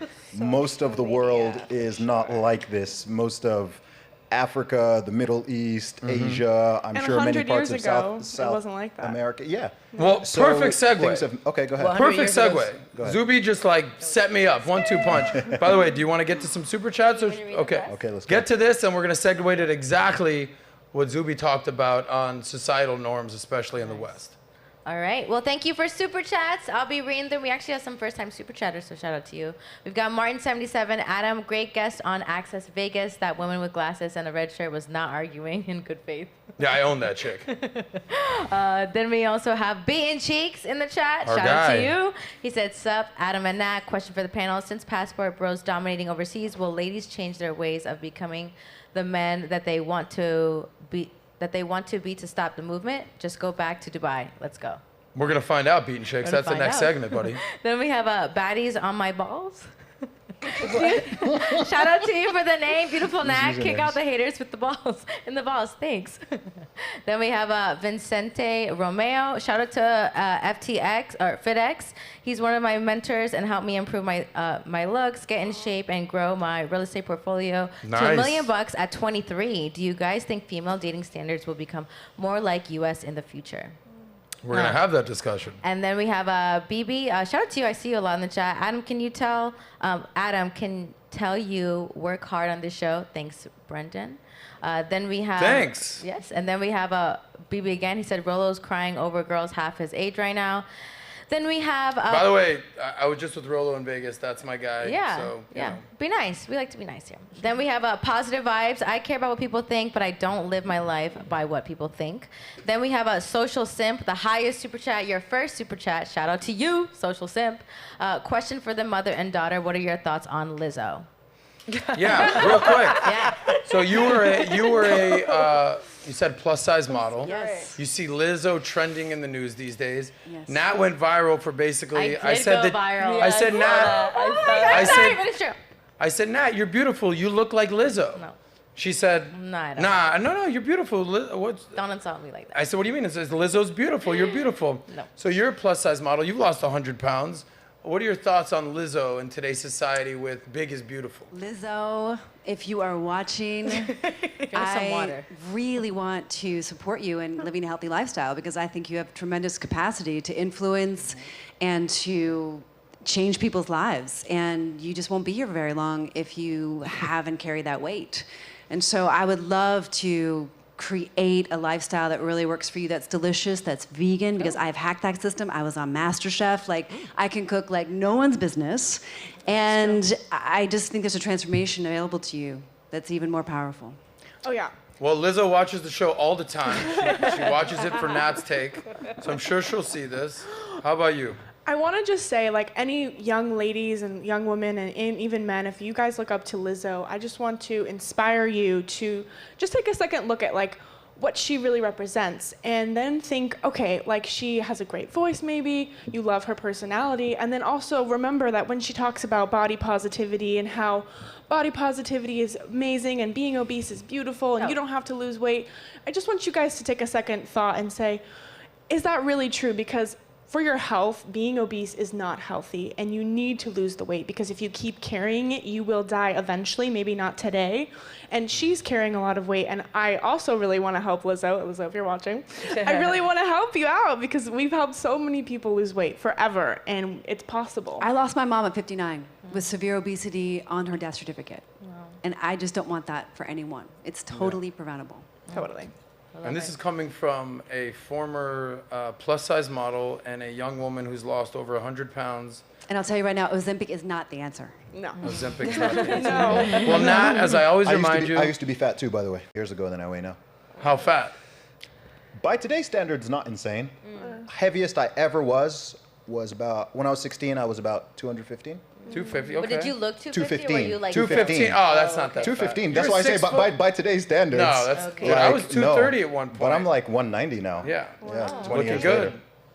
later. Anyway, this isn't a fat-shaming episode, but Lizzo, get it together. Come on, girl. People want to see you thrive. Yes. Yeah. You know, Nat, you're beautiful. You look... Come here, give me your hand. Come on. You look just like Lizzo, baby. And I love you for that. I look like Lizzo when you do better and you set a better example for the ladies. Can I jump in on an optimistic take here? I think what's really important and something I like about this panel is I do think everyone here genuinely, we're coming at it from different perspectives and experiences, but I do believe everyone on this panel genuinely wants people's lives to be better and wants society as a whole to be better. Yeah, of course. Yeah, of course. And I think that's incredibly important. Yeah, I think that's really the name of the game of what we do here, why we have these conversations. So, like, I'm a financial guy, and I want people to get their money right, but I've also worked in nightlife my whole life in Miami Beach and have bars, so I understand intersexual dynamics, women, dating, and I want, you know, the relationship component to do well. And I genuinely bring on, especially the men who believe in self-improvement. I mean, you're a fitness improvement, but you also talk about relationships. Right. You know, Zuby, you touch all sectors of society. You know, I think the world of what you talk about. But at the end of the day, you're talking about improving society, and the ladies too. Whether it's weight loss, whether it's relationships, whether it's a better understanding of how women think. That's kind of what we do here. So thank you, Zuby. Yeah. Even you, Nat. Yay. Even all the nagging. I know it's for the best. Yes. You're welcome. Anyway, thank you for the super chats. We'll be reading them again towards the end of the show. Get them in. You know that Hooked at Phonics worked for Nat. She learned how to read, and she's doing great. See? So, you know, you touched on something. I need that for my disability. What's that? I help you. Yeah, we'll get with that, Raquel. Thank So, Zuby brought something up about sort of the crumbling of the West almost, right? What was the term that you used? I don't even know exactly what I said. You talked about essentially societal norms. Things have changed. Things are a lot different, especially in the West these days, right? Yeah. So you've spent a lot of time in the Middle East. You lived in Saudi Arabia. Here's actually an article that I want to reference. Malik, do you have that? About our friend Tristan Tate, famous for the Tate brothers, their relationship with Dubai. Now they're stuck in Romania. You've interviewed Tate. I saw you've interviewed both of them. Yeah. We've done interviews with them that I think actually very highly of them. Love to get your ladies' takes on it. But essentially, if we could punch in, so Tristan Tate compares the unsafe U.S. cities to the Middle East. And he discusses the morality with Tucker Carlson. Hope somebody can make America great again. That is not necessarily a plug for a certain president that has used that catchphrase.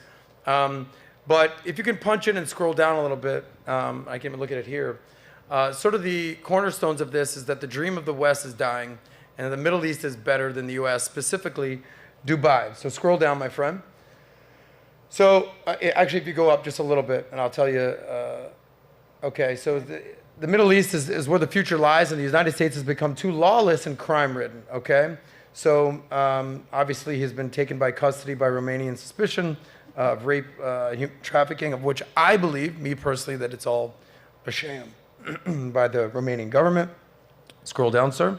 So Tate, keep going down, keep going down. Go back up just one time, if you don't mind. He holds dual citizenship in the United States and Britain and defines himself as an international businessman. Tristan asked Tucker Carlson, what does New York have that Dubai doesn't? Okay, they deal with immorality in very serious ways. Scroll down. He emphasized that the Middle East is far better than the U.S. in many ways. He said Dubai has everything. It's a wonderful place. The UAE is a wonderful place. Saudi Arabia is opening up recently, and give it 5 or 6, 7 years, they've got the money. Saudi Arabia's got a nice, clean, beautiful, safe cities that every millionaire and billionaire in the world can enjoy. So essentially, not so choice words, kind of shitting on the U.S. And hyping up the Middle East. I mean, no doubt, you know, the United States has held the #1 spot for really since World War II, if not before that. But what goes up must come down. So, Zuby, I know you lived in Saudi for quite some time. On the last Peabody podcast, you had a viral clip. I'll just kind of sum it up. You said in Saudi, there's 0 crime rate, 0 taxes, amazing amenities, fantastic infrastructure, incredible communities, fantastic schools, free healthcare, fantastic weather, and you are safer in any Saudi city than you are in any major U.S. city. So I'm not just, I'm a proud American, so this isn't just like, Adam shitting on the U.S. I actually want to hear the good, the bad, and the ugly. So Tate just said that. You've said that. You know, they also say that like all that glitters is not gold. So what are the benefits and also some of the cons of living in the Middle East? So as an example, so, you know, Dubai. Have any of you ladies have friends that have spent time in Dubai? Yeah, all the hot chicks have friends that have spent Dubai. We'll get your opinion on that. That's all other but like, I want to give you I generally want to hear the good, the bad, the ugly from you, because if you go to like some place like the World Population Freedom Index, the #1 freest country in the world is Switzerland. The UK, where you were born, is number 14. In the US, we're number 15. Saudi, on the other hand, UK is above US? UK, number 14 and 15. It was actually tied, but I gave you the tie goes to the runner. Saudi on the Freedom Index is actually number 155 out of 165 countries. And the bottom 10 countries on the Freedom Index, this is it, and you can pull this up from the article, by the way, if you have that, the World Population Freedom Index. Just go to the top of the article so people, if they want to reference it, they can look.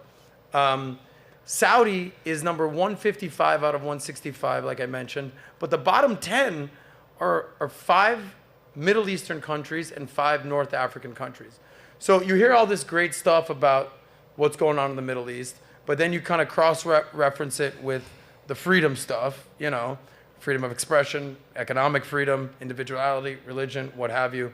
So give me the good, give me the bad, give me the reality of what's going on there, and underpinning this conversation with the whole passport bro situation. Jeez, that's a book. Loaded question for you, Zuby. That's a book. But I believe in you. I know you can handle this. That's an entire book. Okay. We talked about the pros, which I highlighted already. Okay, so all right. Let really, me, the cons is what I'm concerned. All right. with. Let me just do a sort of train of thought on this. I think the most important thing for people to recognize and understand, and I say this to a global audience and specifically an American audience, because I'm aware that most Americans never have and never leave the USA. Correct. Or certainly if they do go, they're maybe going to Mexico or Canada. They're not going to Saudi Arabia. Yeah, but they're not hanging out in Riyadh on the weekends. Yeah. So I think something interesting to understand, and this is true even of our previous conversation, is that everything is trade-offs. Right? There's no. People always ask me, "What's the best country in the world?" And I'm like, "What do you mean? What's the best country? What's the best city?" Everyone's got a different totem pole and hierarchy of the things that they value and the things that they primarily care about. Ranging from the climate to the job situation to safety to culture. There's so many things that go into it. So I never want to paint the picture that there is any utopia. I've been to 40 different countries. I've been to lots of different cities. I haven't found the utopia, but some places are better for others for different things. So coming back, answering the question. So firstly, again, sorry, I have to frame it well. No, I wanted you to. The Middle East is an entire region. It's a whole section of the world, right? Dubai is not the same as Baghdad, right? You know, Kuwait and Bahrain are not the same, and they're certainly not the same as Iran and so on. So you'd have to go to more specific countries and perhaps even areas within them. In terms of I can talk about the Gulf countries because I've been to a lot of them. So this is Saudi Arabia. I've been to Saudi Arabia. I've been to Qatar. I've been to UAE, and I'm moving there. I'm now a resident. I've been to Bahrain. I haven't been to Kuwait, but I think it's similar, Oman as well. The pluses, if you are I'm going to try to be as accurate as possible. If you are a Westerner, if you're a Western expat and you're going to work in those countries, you generally will be treated far, far, far better and be compensated much better than you would be in your home country. They'll look after you, they'll look after your family, your tax rate is going to go down to 0%, it might be 5% in some places. It goes now. that low? Yeah, there's no taxes, there's no income tax. Wow.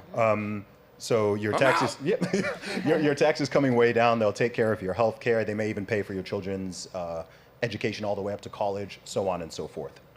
There is what I would call passportism in these places.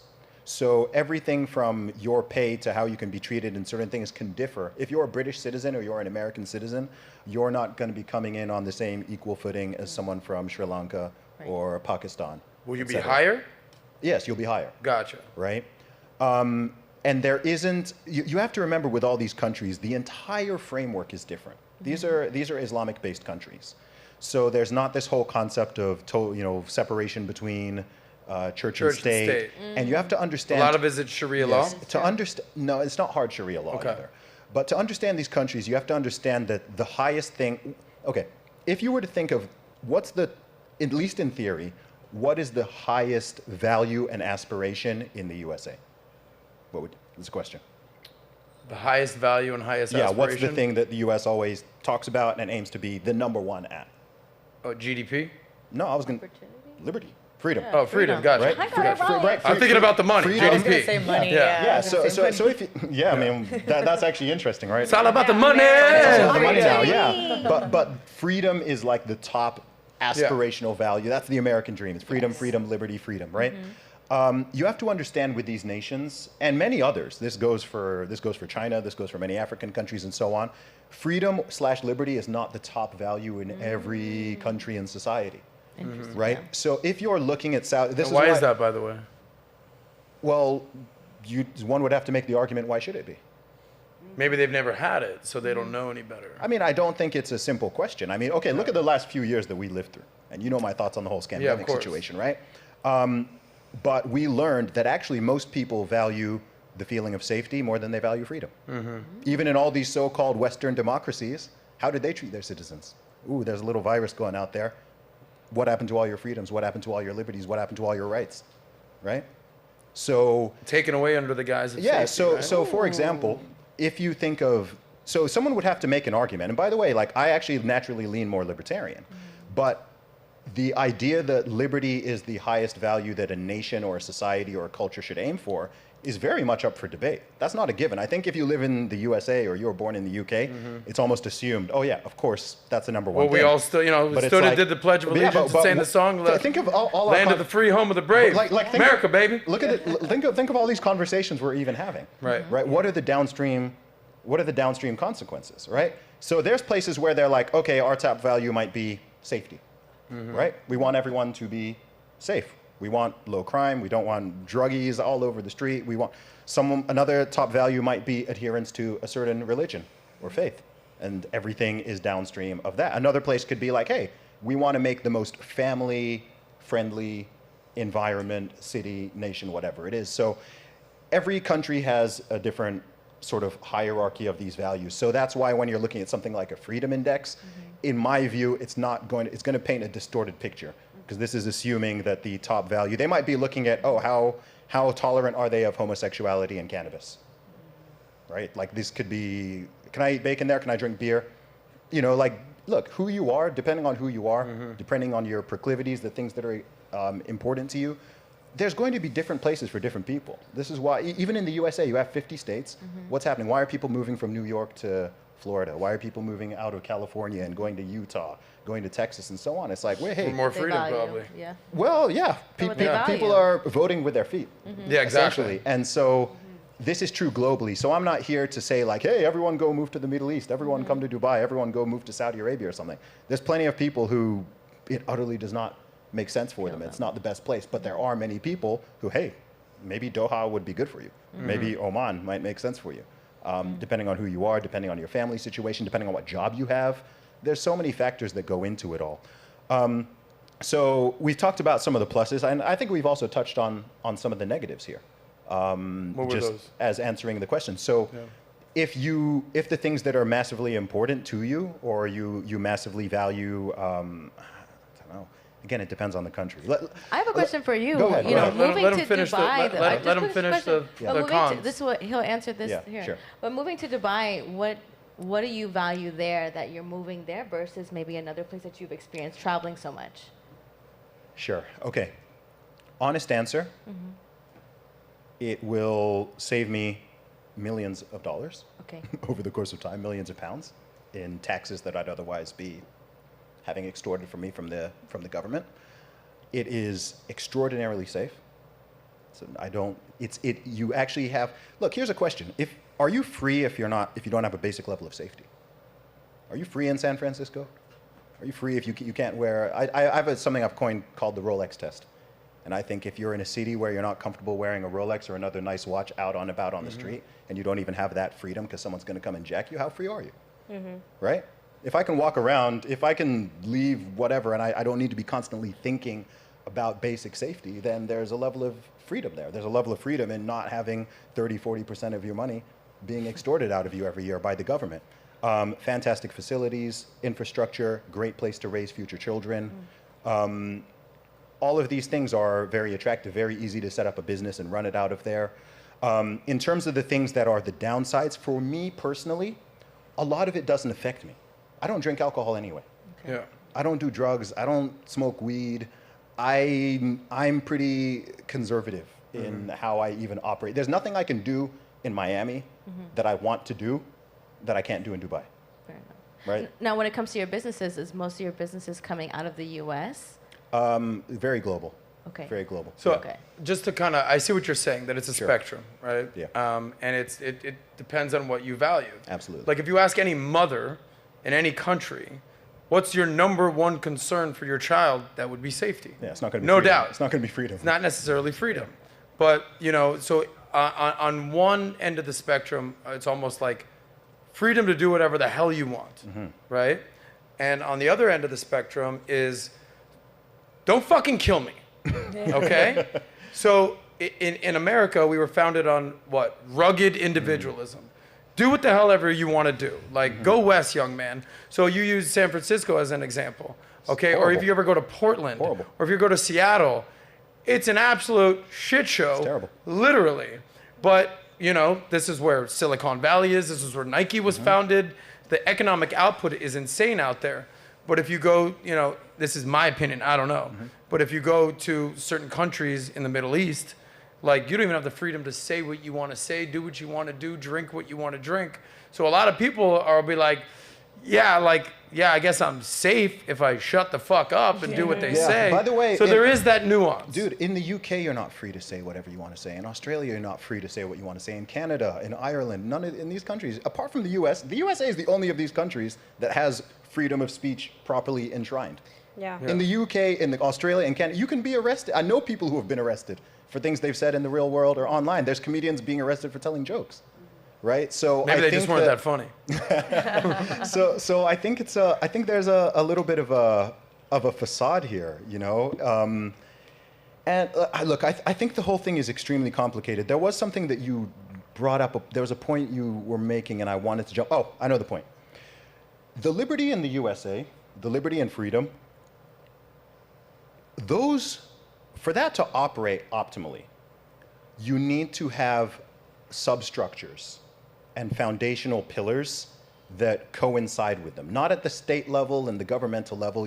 I'm talking religion, I'm talking family, I'm talking solid moral foundations, that the idea that just because you can do something doesn't mean you should. We all understand this, right? Right. Just because you have the freedom to do something doesn't mean it's good. It doesn't mean it's right.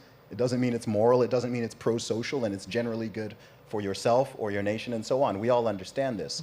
So I think one of the biggest problems that the USA is facing, the USA especially, but you could extend this to other Western countries, is these pillars have been attacked. These pillars have been eroded, right? The parent and child dynamic, marriages, families as a whole, both nuclear and extended, religious faith, all the other things that keep people sane and in line and acting properly, those things are being eroded. So if you have that and then it's just like, hey, but liberty, then what happens is you ultimately descend into chaos and anarchy. And what's funny is people don't actually like that, right? We have almost this idea that like the more liberty you give someone, the happier they're going to be. And that's not true. If you go into a restaurant and the menu looks like a Bible and you've got 1,000 different options, that's not great. Now you're like, what do I even do, right? You need some boundaries and things in place. And again, this doesn't have to come from the state. This doesn't have to come through hard laws and so on. But you need certain boundaries and things in place and things to aspire towards in order for people to live properly and not end up in a Portland or a Seattle or a San Francisco or you so look like on. you want to weigh in on this. Well, the number one country was Switzerland. Yeah. And after living there for 10 years, Penelope was born there, there are some very fundamental things that are intact there. And you have not the right to bear arms, for example. Only people who are in the military, Swiss citizens, are allowed to bear arms. And it's like there's a lot of regulations, like you're describing, that create that liberty. You have to be insured. There's no homelessness. There's very low crime. They keep a lid on everything. So even though it's considered the most free, number one on that list, it's exactly proving what you're describing. Yeah, and that also shows that, so some people think of freedom on one end and safety on the other. That's a false dichotomy. It is. That's not how it is. As I was even saying, to even have true freedom, you have to have a degree of safety. If you can't, we've got lots of attractive young women on this panel, like if you can't go outside after sunset or you're scared to, like, is that freedom? That's so right? many countries, though. I know it's many countries, but it's not Dubai. But who's to blame? Have you ever been to Dubai? Yeah. No, I have not. This is one of the funniest things about those Gulf countries as well, is because people have this idea, oh, well, what about women? Yeah. I'm like, bro, women are so much safer in those cities than they are in London, than they are in New York, LA, whatever. It's not. I actually laugh that people even compare them. Like it's not even comparable. They're so much safer. And like I said, look, there are trade-offs. For some people, it might even just be the heat. Some people won't live in Miami or won't live in Dubai. You know, it's just too hot. It's too humid. And that's fair enough. I wouldn't. Miami's the best place in the world, 9 months out of the year. Yeah, man. Not in the summer, though. Different people like different things. This is not one of man. those months. Go where you're treated best, and go where it makes Before sense we for move you. on, anyone have a quick thought on anyone here moving to the Middle East anytime I soon? actually have a question for Zuby. Hold on, we're moving on. Sure. We're moving on now. Okay. Because we have a half hour Okay, left. okay. So I want to get a couple more topics in. Well, I feel like I want to get the ladies' topic on this because one of the reasons we have these two fit gentlemen on, one who's gone viral for something like this, has to do with sort of the conversation these days about men, women, what is a woman, what is a man. There was a new record set in Canada, and I'd love to get your ladies' thoughts on this. Malik, do you have that article? Yep. So pull up the article before we play the clip. So there was a new powerlifting record, world record, by, you have the article, Malik? Here it is. Who is Anne Andres? Punch in, my friend. So that is a woman. Well, it's a trans woman. Okay, let's see the top of the article, Malik. Who is Anne Andres? So a trans male, which I believe is a trans female, I don't know. I'm confused. It's a man. Chick with a dick. It's a man. She breaks powerlifting records, sparking online controversy. Scroll in on this beautiful woman for a second. Okay, she looks great. She's wearing a nice outfit. So wait. She was a woman that turned into a man, or she was a man? She was a man who has become clearly a woman. What are you talking about? So why trans male? Wouldn't that be a trans female? Yeah, we're all confused. It's a man. Including that. It's a man, basically. It's a man. Okay. So let's see the record that she set. I believe we have a clip of this.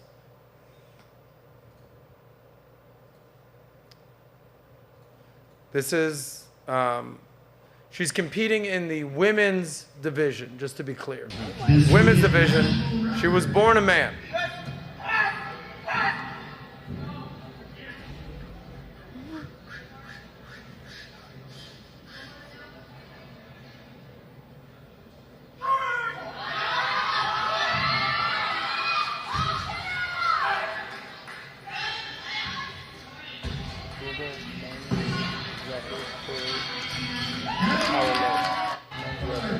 Okay. Well, congratulations to her. And she set a national record in the Canadian Powerlifting Championship. This was on Sunday. This was a handful of days ago. She lifted 1,300 pounds, okay? 1,300? That's not 1,300. 1,300, was it kilograms? 1,300 pounds. No. I don't know. Don't correct me on this one. I don't know how they fucking kilograms work in 1,300 Canada. is more than the men's record, man. Okay. So, Men's point is, she broke the record, Zuby. Men's record is 25. The men's record is what? 2,500. Yeah, I know. I am right here, Zuby. Men's record was 2,500. She lifted 1,300. Okay.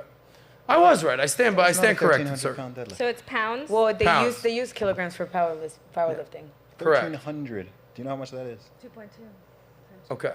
Guys, listen, anyway. we're not doing a metric system debate here, all right? All the science geeks over here want to debate. The point is, the lady who was born a man broke the record. That's the point. And it was over 460 pounds more than her opponent. You science geeks over there fact check me. The point is, she crushed her opponents, okay? Wow, you really respect the pronouns. That's right. Yeah. I don't respect the pronouns, man. The powerlifter set the women's national record in Canada along with an unofficial world powerlifting record in the women's category. So, ladies, just by a quick show of hands or just input, how many believe that woman is the rightful owner of this record? Okay, no? Kidding. Hell no. Stephanie, would you feel comfortable competing in a sport against a biological man? No. You sure? She's so cute. Okay. Karma? I wouldn't feel comfortable, but it's definitely something that I can compete with. Okay, so you want to wrestle that lady? No. Okay, there she is. How about you two? I don't think men should be competing in women's sports. Okay. I agree. Anything there? Raquel? Men should not be competing in women's sports at all. It's honestly a threat towards women. But they identify as a woman. How I don't about you, care. Val? At the end of the Well, day. I personally. Oh, go ahead. No, I was just going to say, at the end of the day, a man is always stronger than a woman. And that's this whole societal thing. That's Do you see the guy on the left of you? I think you could take that guy. No, I cannot. Go ahead, show each other's biceps. I was born a woman, and I know Okay. that I cannot go up against a man ever. Well, if he became a woman, that's fine. He could just compete with you. What are you saying? No. What do you mean? No. If he identified as a woman, then he'd have every right in the world No, he to doesn't. compete against you, I Raquel. do not care. No, How he could does you be not. so ignorant? I'm so sorry. How could you be this way? If he identified as a woman, he has every right in the world to compete with you. No. I don't know how I feel about this. How about you, Val? Well, I actually did powerlifting. Funny Okay. enough. I'm strong. So do you want to compete against Fit X? Definitely not. By the way, can we see those biceps again? Okay, you sure? Biceps. How could you be so bigoted? You ladies, you need to be re-educated. I feel like this is an analogy for what I was just saying. Yes. About when you just give people complete unrestricted freedom with no boundaries.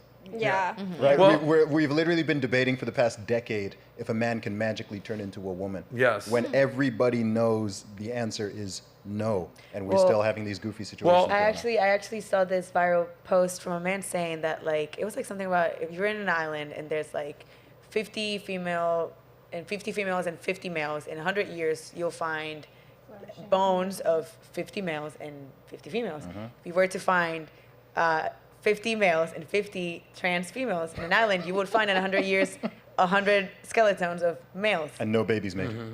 So FitX, what do you think about all this Oh, stuff? yeah, This so- woman that won this contest. You're I a think- fitness guru. You know what's going on. Tell them what's up. But I also think women have a part to play. This whole culture about boss babe, you guys are accepting of certain things, but then you're not of certain things. It's like women want privilege when it's beneficial to them, and then when it's not beneficial, oh no, we don't want that. All right, we want to take care of ourselves, but no, a man can't identify as a woman. But Well- I'm a boss babe. I don't need a man, and feminists rule the world. It's like it. At some point, women have to go back to being traditional and say, "We are women. This is what we want," and stop all this nonsense. What boundary would you put on women? That women have too, like you're saying, women have too much today. Fair enough. What boundary would you say, like, this is the boundary where women should be able to have, and then from there, that's where a man's Okay, place? I think it starts with women need to stop being so impressionable. Stop allowing society to control you so much to think that everything you hear is good for you. Like the promiscuity thing, the OnlyFans thing. Because you're giving power to these things, this is why society can then say, well, okay, you want to be a boss babe, you want to be so independent. Well, everybody can be a woman as well. If you say, no, I want to stay in my home, I want to raise my own children, I am a woman, like I do need a man, then society won't feel the need or power to control you in certain ways that you might not even realize. Well, you know what? I actually brought an expert on this. I brought in a woman who was actually, she broke the world record for the deadlift. This was, I don't know, a few years ago. She went viral. I believe we have a clip of her breaking the record. Oh, God. Malik, you have that? Oh, she's beautiful. Oh, She's my beautiful. Now gosh. punch in on this, Malika. You can make the screen bigger. Don't be shy, buddy. Explore the room. She's stunning. So let's see the entire tweet, if we can. Shoulders for me. So, you know, this is something that we've covered before, but with this new world record that just happened, here's the one and only beautiful woman named Zuby. Right there, he says, my record-breaking deadlift video has now reached 2 million views. Thank you. If you click on the main thing, because it's a quote tweet, if you click on the main tweet, you'll get to it. I keep hearing about how biological men don't have any physical strength advantage over women. This is 2019. It's so funny how this is 4 years ago. We're still having this conversation. So watch me destroy the British women's deadlift record without even trying. But just to be clear, you identified as a woman whilst, what British word is this? Whilst. I'm an Whilst. Englishman. Whilst. This is Shakespearean.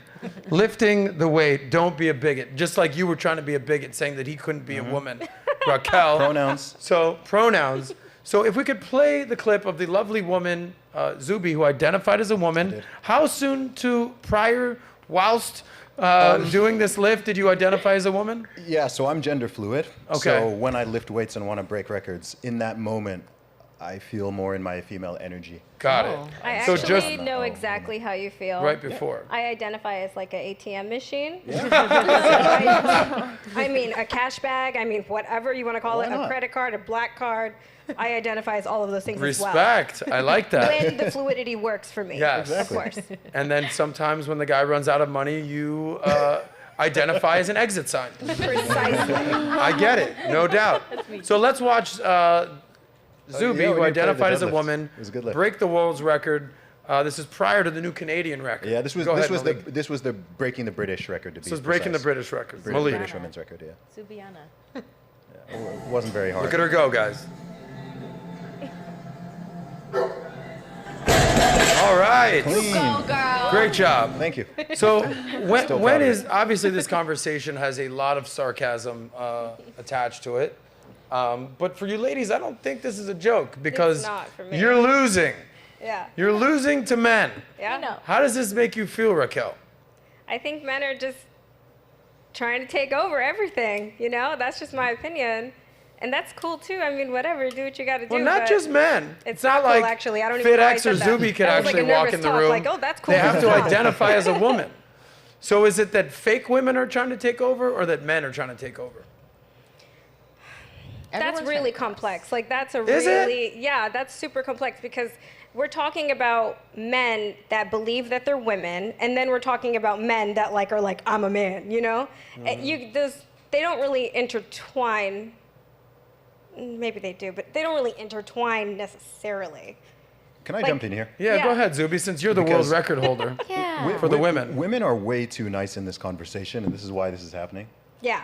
Women are way Definitely. too nice and way too politically correct. A man cannot Yeah. be a woman. Yeah. A woman cannot be a man. You can identify as however you want, dress how you want, whatever. Whether I understand it or not, that doesn't matter. But males are physically, biologically different to females. Yeah. Yes. Men are bigger, taller, stronger, greater bone density, faster reflexes, more precise throwing.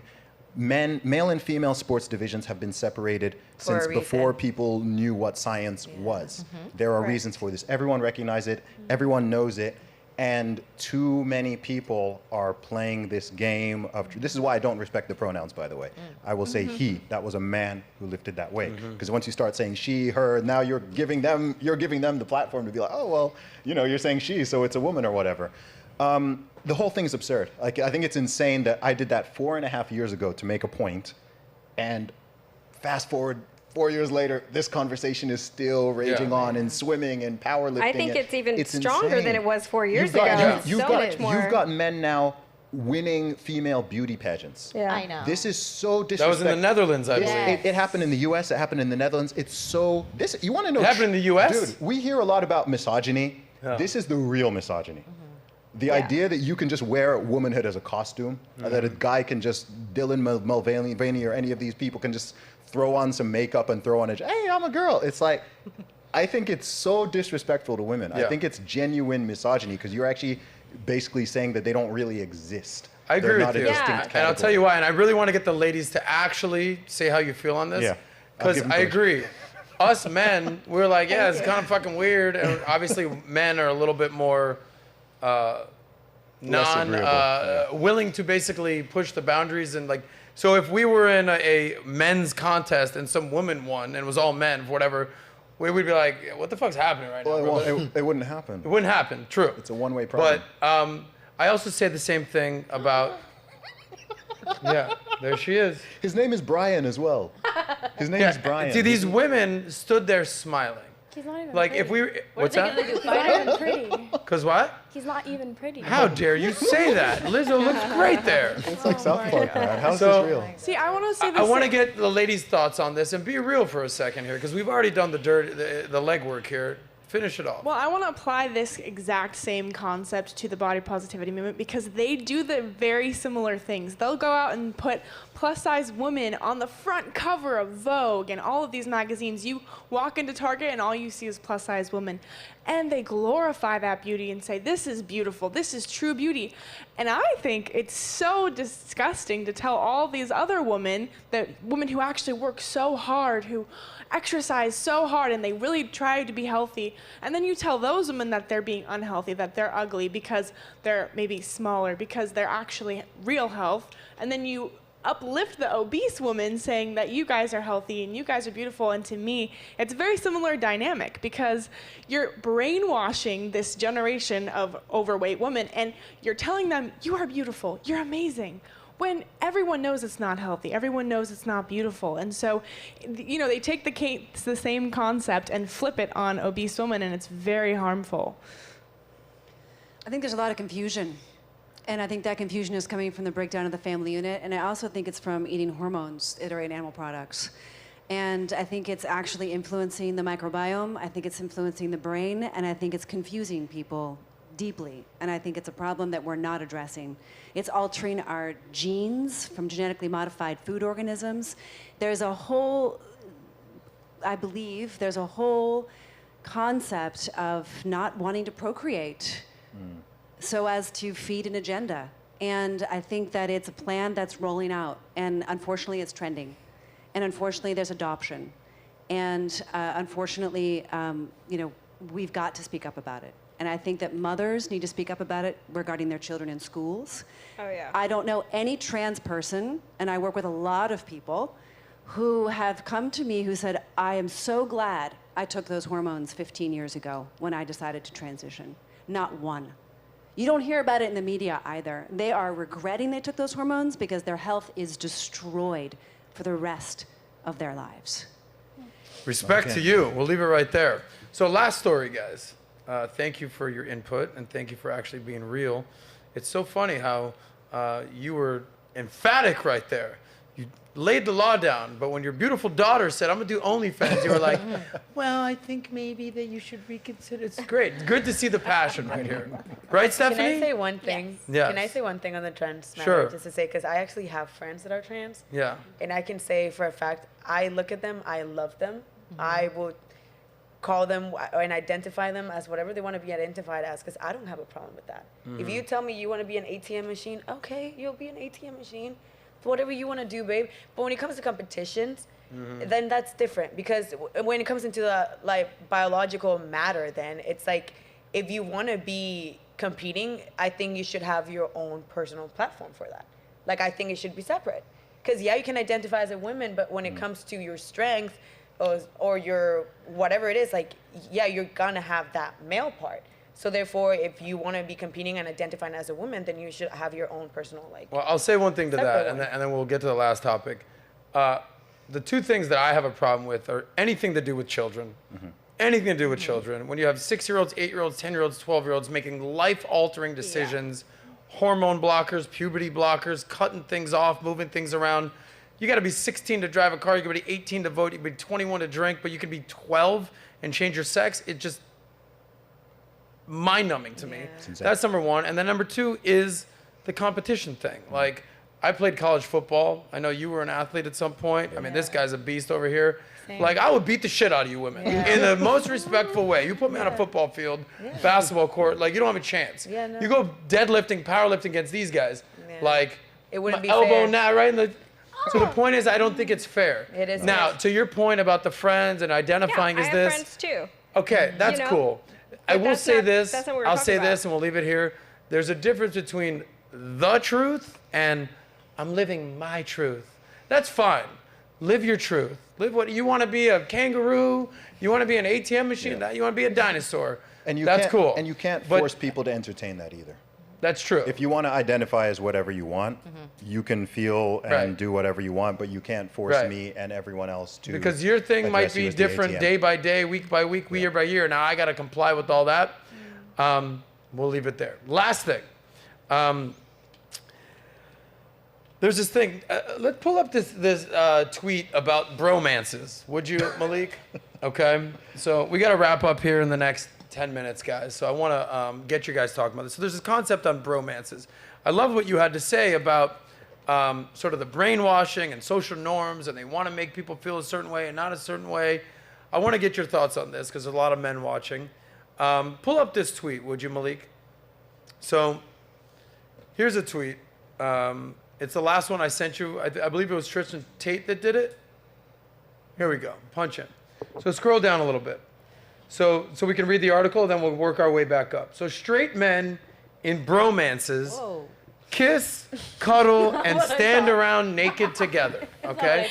This is talking about the brainwashing. Scroll down a little bit just to see these two totally normal straight men doing what they got to do. Straight men often kiss and cuddle, according to new research into bromances. This is yes, this is a... scroll down just one more. Okay. Keep going. Go back up. So, Tristan Tate said, platonic male friendships are arguably the most important thing in a man's life, no doubt. The Matrix tries to make them gay or toxic. I assure you none of this is true. At most, we will all take a piss in the same bushes while camping or fishing. Platonic male friendships are beautiful. I said men need friends, full stop. I agree with Tate. Let's not make it gay or toxic. By the way, the same for women, you know? Fellas, be wary of women who only have male friends. No bueno. By the way, if you ever meet women who are like, yeah, all my friends are guys. Yeah, I don't really get along with girls. All my friends are guys. She fucked all those guys, in my opinion, okay? Also, be aware and be wary of any dude who's like, yeah, I don't have any guy friends. No guy friends. Just, I'm only friends with girls. That's it. Only friends with girls. Like, you don't have one homie? You don't have one buddy? Not zero? Don't trust you, bro. Same goes both ways. The point is we need friends. Pull up the thing one more time. But I want, if you go down to the point of the article, straight men in bromances kiss, cuddle, and stand around and naked together. I'm going to go out on a limb here, guys. Is that what you did? And say they just need to cross off straight and just say gay men. Gay men in bromances kiss, cuddle, and stand around naked. That's what gay men do, okay? I'm straight. Zuby, you're straight in a relationship. You're straight. You ever doing that with your buddies? No. Fit? Never. Is this a thing? No. Like, speaking as a straight man, you ever kissing and cuddling and bromancing it up? Never? I do think that thing was a hoax. Okay, but I don't think that's a real article. I don't know if it is or I don't know if it isn't. But I think the point is, we're in such a time, a period of our life that it actually may be real. And it's actually, we need to comment on it. So how I mean, ridiculous. I would say there's definitely a lot of men that are gay DL. A lot. Like, a So- lot. From having a gay best friend, there were men that had tried with me that were also in his DMs. Okay. That were full on like gym guys, and like you look at their socials and you think they're straight. Oh, he's a straight man. Some of them have girlfriends. Some of them are married. He has so many stories of men that are married with kids and hit him up. Okay, so let's. I get it. I think- Guys are getting gayer and gayer. Let's play a little game. Yeah, I think it's we true. just established FitX. and all that This is a stuff, weird you know? question. Yeah, This is a for weird real. question. Well, I'm gonna out myself right now. Here it is. Ready? I'm going on the record. 100% of the people that I've ever hooked up with or had sex with have been women. Oh, God, thank God. I'm batting 1,000 here, guys. 100%. Have you ever done any of this weird stuff with a guy? Never. And that's fine. If you were gay, that's it. But as a straight man, that's not what you do. Exactly. Zuby? Absolutely not. On the record. Okay, ladies, let's play a little game. Let's start with our friend Val. Val, have you ever kissed one of your girlfriends? Yes. Okay, like obviously, duh. So you've kissed. Raquel, have you ever kissed another girl? Yeah. Okay. Stephanie, you ever kissed another girl drunk, whatever? Have you ever? Yeah. You have. Okay. Yes. Yes? Mom and daughter, this is getting weird, but you ever kissed another girl? Yes. No. You have? I have not. No, but you're 18, so that's it. Nat, Super straight. I know you're going to say no, but No. you've kissed another girl. Stop. Okay. What's my point here? There's sort of a distinction. There's sort of a spectrum here. Yeah. I don't know too many guys that are bi. I'm not saying that it's not possible. Maybe not publicly. We know Destiny kind of has this thing going on. That's fine. I like Destiny. But I don't know many guys that you're just like, no, I'm on this team. That's how I roll. Well, maybe because they're not Girls- open about it. Girls, I think, no, I think a lot girls. of guys You'd are be not surprised. open They're just about not it. open about it because they're scared So of people here's- judging them. So here's my thought. Those guys are actually just gay. Exactly. Exactly. Yeah. But Okay. then they get in relationships with women because they're trying to Right. fit into society when in reality they want to Correct. be with men. They're called Right. beards. What? You ever yeah, heard so that term? it doesn't mean that they're Right? not there. It just means that you don't know about them because So they're not my as open point as is, we are. I think at this point in the world today, it's actually cooler to be gay. Right. It's actually cooler to be part of Financially, the. it's better. Yeah, for it's sure. actually cooler to be Companies. trans. Well, you're Trans trending. is the new trend. Yeah, Yeah, you're trending. literally. So I don't know anybody that's hiding it these days. So it's almost like the hypocrisy, and I like what you talk about, like the brainwashing of social norms. It's like, I know dudes that are dudes, and I know guys that are gay, and they're, hey, what's up? You're my homie, you're my gay buddy. How you doing? Like that's fine. But whether this article is real or fake, I don't know. Guys aren't doing this, but I feel like that's sort of seeping into culture. They're like, go ahead, have a gay bromance, buddy. Yeah. Right? FitX, am I going crazy here? No, I think I feel you're like I'm 100% fucking right. Mugatu taking crazy pills out here. I think it's to shame traditional male relationships and call it toxic. Correct. Right, and then push us to be more feminized so we are easily controlled. There we go. Bingo. And then tell us that it's okay to act like this when a lot of guys don't want to act like this. 100%. In school, they bullied me for being a white heterosexual female, and they were Ugh, like, "I can't believe disgusting. that you're not gay or bisexual or Really? lesbian." Well, like over 20% of your generation in the USA is now Okay. identifying as LGBTQ. Yes. I know, and like, so- and I wouldn't Correct. go to the goofy. norms, and they would get so angry at me for not doing that. And the woman would push me and be like, "You should stay fat, like you should stay obese, stay overweight, like that's beautiful." Because women even now like will like toxic and hate on each other so that they don't get men. And now like they'll like take both women and will be like, "Let's be lesbians, let's do this." Women sabotage each other so much. They sabotage each other so that they don't have good lives. Because I've lost so many friends since losing weight, getting into a long-term relationship, being traditional. My old friends hate me now because I'm now a traditional Good for woman. you. And it's Your friends hate interesting you. good for Why? you. Good for because you. I'm a traditional woman who isn't bisexual, lesbian, fat, ugly, disgusting, sitting at home eating my life away. So they hate me for that, and they even some people still try to tear my relationship apart. Say, "Oh, they're bad for you because you're traditional. That's terrible. Don't be that way. Be a boss, Where did you go to Yeah. school? Northern California. Oh, that makes sense. That makes so much sense. Northern California. Financially, Shout out to this you is guys. financially, this is a whole thing where it's like now companies are taking advantage just to make money from it. Yep. So it's an incentive for you to be gay and trans. And it's funny, I was looking at fat. Blair White, I believe it is. She's on YouTube. Shout out to you. She was saying how trans people, they don't want to be like exposed. They don't want to be known as like, hey, I'm a man. Like when people transition, they're hiding the fact that who their old identity is. So it's like when you have these companies trying to make money and do all these things, it's like you're taking advantage of people who maybe are struggling with something and you're trying to make money from them. And it's sad, it's disturbing, and it comes down to the boundaries, right? How far is enough, or how far do you allow? Because people will take advantage, and that's where they say, hey, let's make money from this. So speaking of money, speaking of stats, you said 20% of Gen Z identify as part of the LGBT community. And by the way, just for the record, I've said this when I did stand-up comedy for many years, and I said it again. It's not racist if you make fun of everybody. Okay? You could get it, you can get it, you can get it, you can get it. It's only racist if it's like, only you can get it, this person. So I have gay friends. I lived in Miami Beach my whole life. Huge gay community. I've worked in nightlife. Got gay friends galore. But what's happening today's society is sort of like you're pushing things down people's throat. No pun intended. Shout out to the gay guys. But Zuby hit the number on the head. Pull up this stat, which is very interesting. And this is kind of what you're talking about, brainwashing and pushing narratives and challenging social norms and basically telling people, don't believe your lying eyes, okay? So today, 7.2% of US adults identify as LGBT. Cool, 7.2%. Huh, what was that many years ago? What's weird is only in 2014, so 10 years ago, millennials were the highest generation that identified as LGBT. It was 6%. Every other generation older than that, Gen X, baby boomers, and traditionalists were basically hovering at 2-3%. Cool? So let's fast forward to 2022. This is last year. I'm sure they'll have updated stats and it'll get even more colorful, if you know what I mean, by next year. But in 2022, now I'll ask you, you said that a lot of people in your grade were shaming you? Yeah. Okay, gotcha.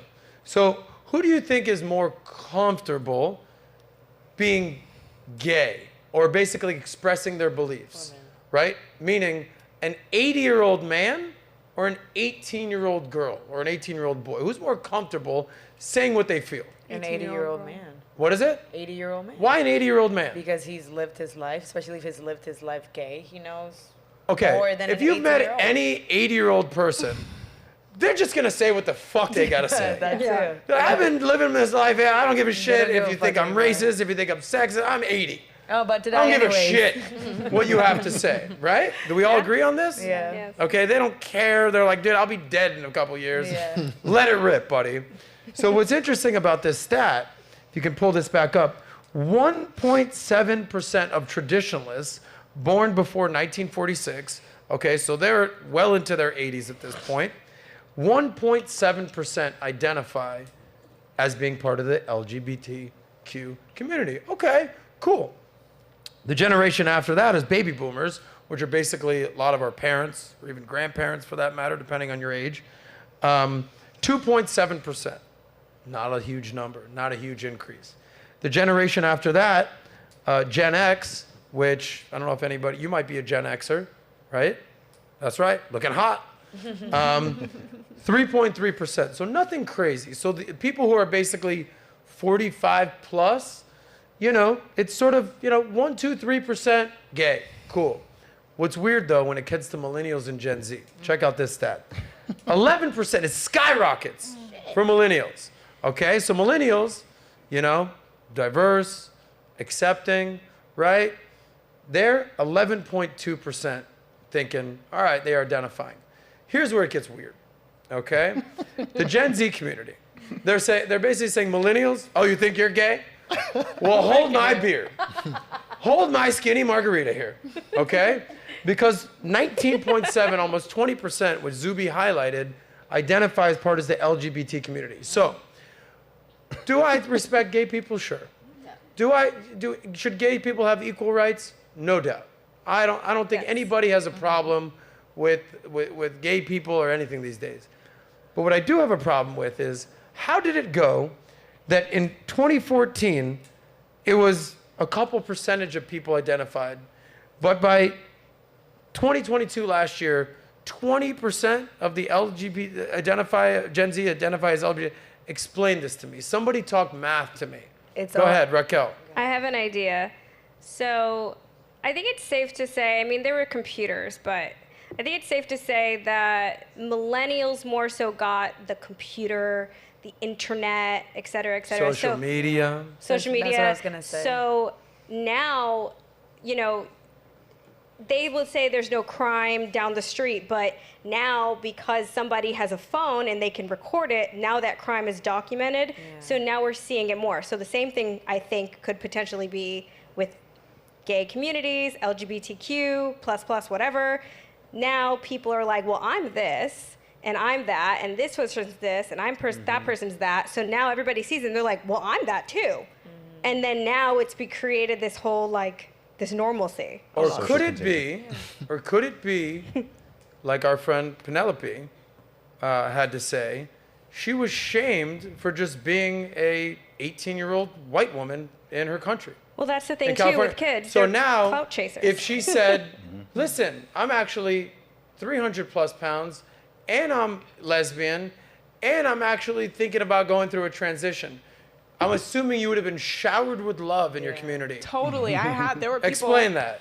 So, explain which part? Everything. Okay, so if I was like, hey, I'm gonna be a guy and I'm gonna get surgery and I identify as a cat and I'm really excited about it, then all the girls and all my friends would have been like, that's amazing, like, I'm so excited. Okay, cat, we're gonna help you, we're gonna support you.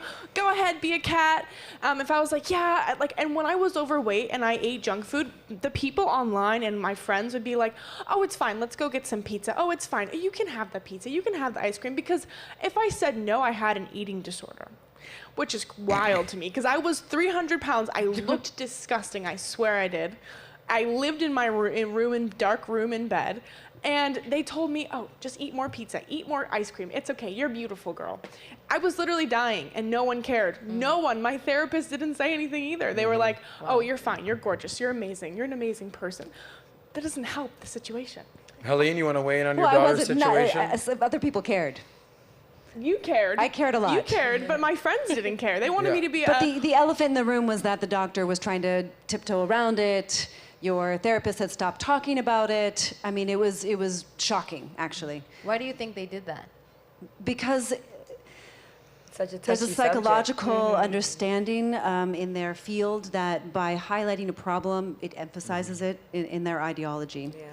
And so I was very vocal about it to Penelope, and she knows that. And they tried to give me pills for everything. Pills for anxiety, pills for depression, ADHD. Pills for being overweight, pills for all these problems. Instead of just get healthy, just take control of your mental Just take health. the easy way out and take some pills. Don't work out. Don't eat healthy. We didn't get her Don't any look in the pills. mirror and try to No. fix it. Just take these pills. Never once did I take a pill. No, the Step It Up program was what we did, and we didn't use pills because pills don't build skills, and she did it. She turned it around. But pills pay the bills.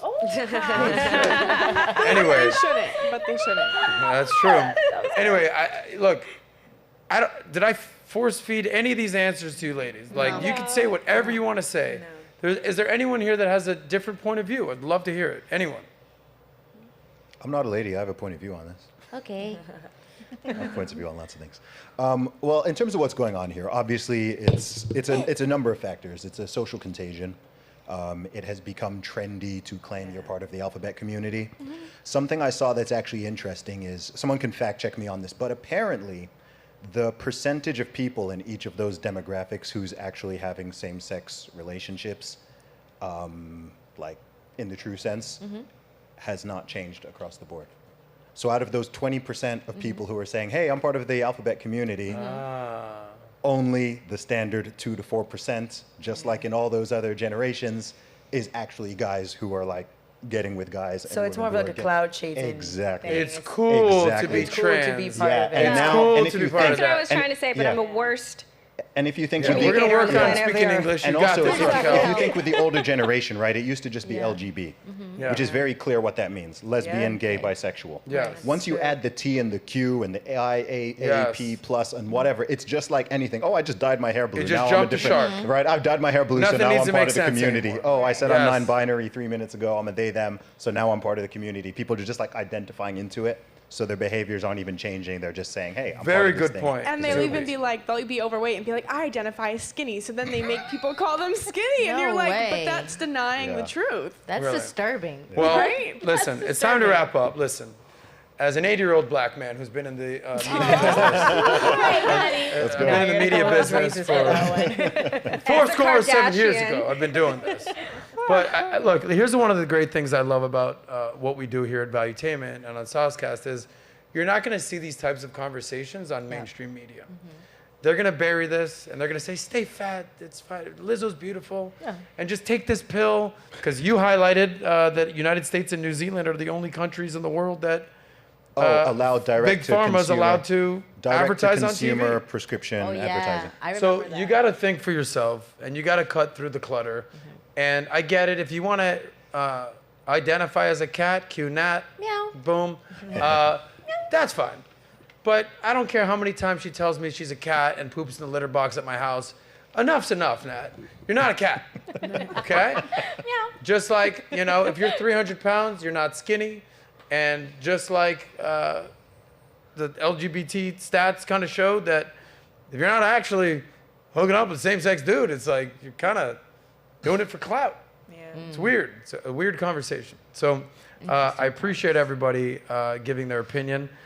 This is what is called the happy ending portion of the show, where everybody has an opportunity to give their biggest takeaway from the show, what they learned, what they want to express, and look into each of the cameras and tell the people where to find you. Let's start with the mother-daughter duo that's taken over the world, okay? And they're stepping it up. Ladies, let us know where to find you. Okay, so you'll find us at Step It Ups on Instagram, and then you can also just search stepitup.life to find more information about our program that we just launched this month. One thing I really would like to say is that no matter how big or how small you are, no matter what kind of problems you're going through, whether it's mentally, physically, emotionally, the Step It Up program is the best place to step up your mental health, your life, your spirituality, everything you can step up with the Step It Up program. And there's no too early to start, too late to start. You can start now, you can start today. Don't start tomorrow, do it now, because your life depends on it and your future depends on it. Mm-hmm. And Lizzo, you have our contact information. Yay. You can reach out to the mother-daughter duo and reach out that way. We love you, Lizzo. Any final words on your end? I think that community is really important when it comes to making lifestyle change, and that's one really unique aspect of what we offer, as well as emotional regulation. And I think that that's something that's lacking in the programs out there. So we hope you'll join us, and thank you for having us. Yeah, you're welcome. How about you? Karma, sing us your biggest takeaway. Usually I have you sing. I didn't do it today. Give us a little song. Give us a little breath of fresh air. Let's see what you got. Through the pressure or the pain, I will make it either way. Got no problems on my plate. I replace them for my faith. That's beautiful. She's great. That was beautiful. You can find her where? Karma, the official. And I also, Karma, the official, you can find me on Instagram. All of my platforms are on there with my music. And I also stream on Twitch if you ever play video games. Nice. Karma with a K. Karma with a K. There it is. Well, we have a new singer that would like to sing. Stephanie. Oh, I know that you have a great voice. I cannot. And I know that you specifically requested to sing a song. No, I didn't. He's so cute. You said, Adam, even if I'm shy, make me sing. That's what you said. Oh, I must have forgot this conversation. Well, Stephanie, you're lovely. You're very sweet. You're very feminine. Thank you. And thank you for being on. You're welcome back anytime. Thank you for inviting me. Anytime. You're allowed to yell and be disrespectful. That you can do that too. Okay. You've been very respectful. So if there's Okay. anything that's on your mind, what was your biggest takeaway for being on the show? And where can people find you? I think my biggest takeaway is the whole what's it called? Passport bros. I didn't know what that was. Oh. So you're looking for a passport bro. Well, to all the passport bros out there in the chat, Stephanie is single and ready lives to in mingle. Miami, but we cannot tell you where to find her. You got to go find her yourself in real life. But you can find her on social at My full name, Stephanie Villalba, on TikTok and Instagram. there it is, and everyone's socials are going to be Down below. Yeah, 'cause down my below. last name is like. Okay, let's wrap up with the two ladies, and the gentleman will be the happiest of happy endings. Yay. Raquel Rosario, what'd you take from this episode? Where people find you? I think I took away that I have a disability. I learned more that I'm terrible at discussing topics. And to find me, it's your hairdresser or just Raquel Rose, and it's with an A. Yeah, but we also found out that you're actually pretty funny. Yeah, thanks. So sometimes Maybe I'll take up comedy. sometimes self-deprecating humor is the best types of humor. You can teach so me? go for it. Yes, I taught this girl how to read, so Yes. we'll teach you how to speak. Thank you. Oh my God. Congratulations. Okay. Sorry. Val, how about you? I don't think I had like a takeaway or anything. I just enjoy being able to have these kind of topics with people and it actually go like a good way, like hearing different perspectives and also just finding like a middle ground in between all perspectives.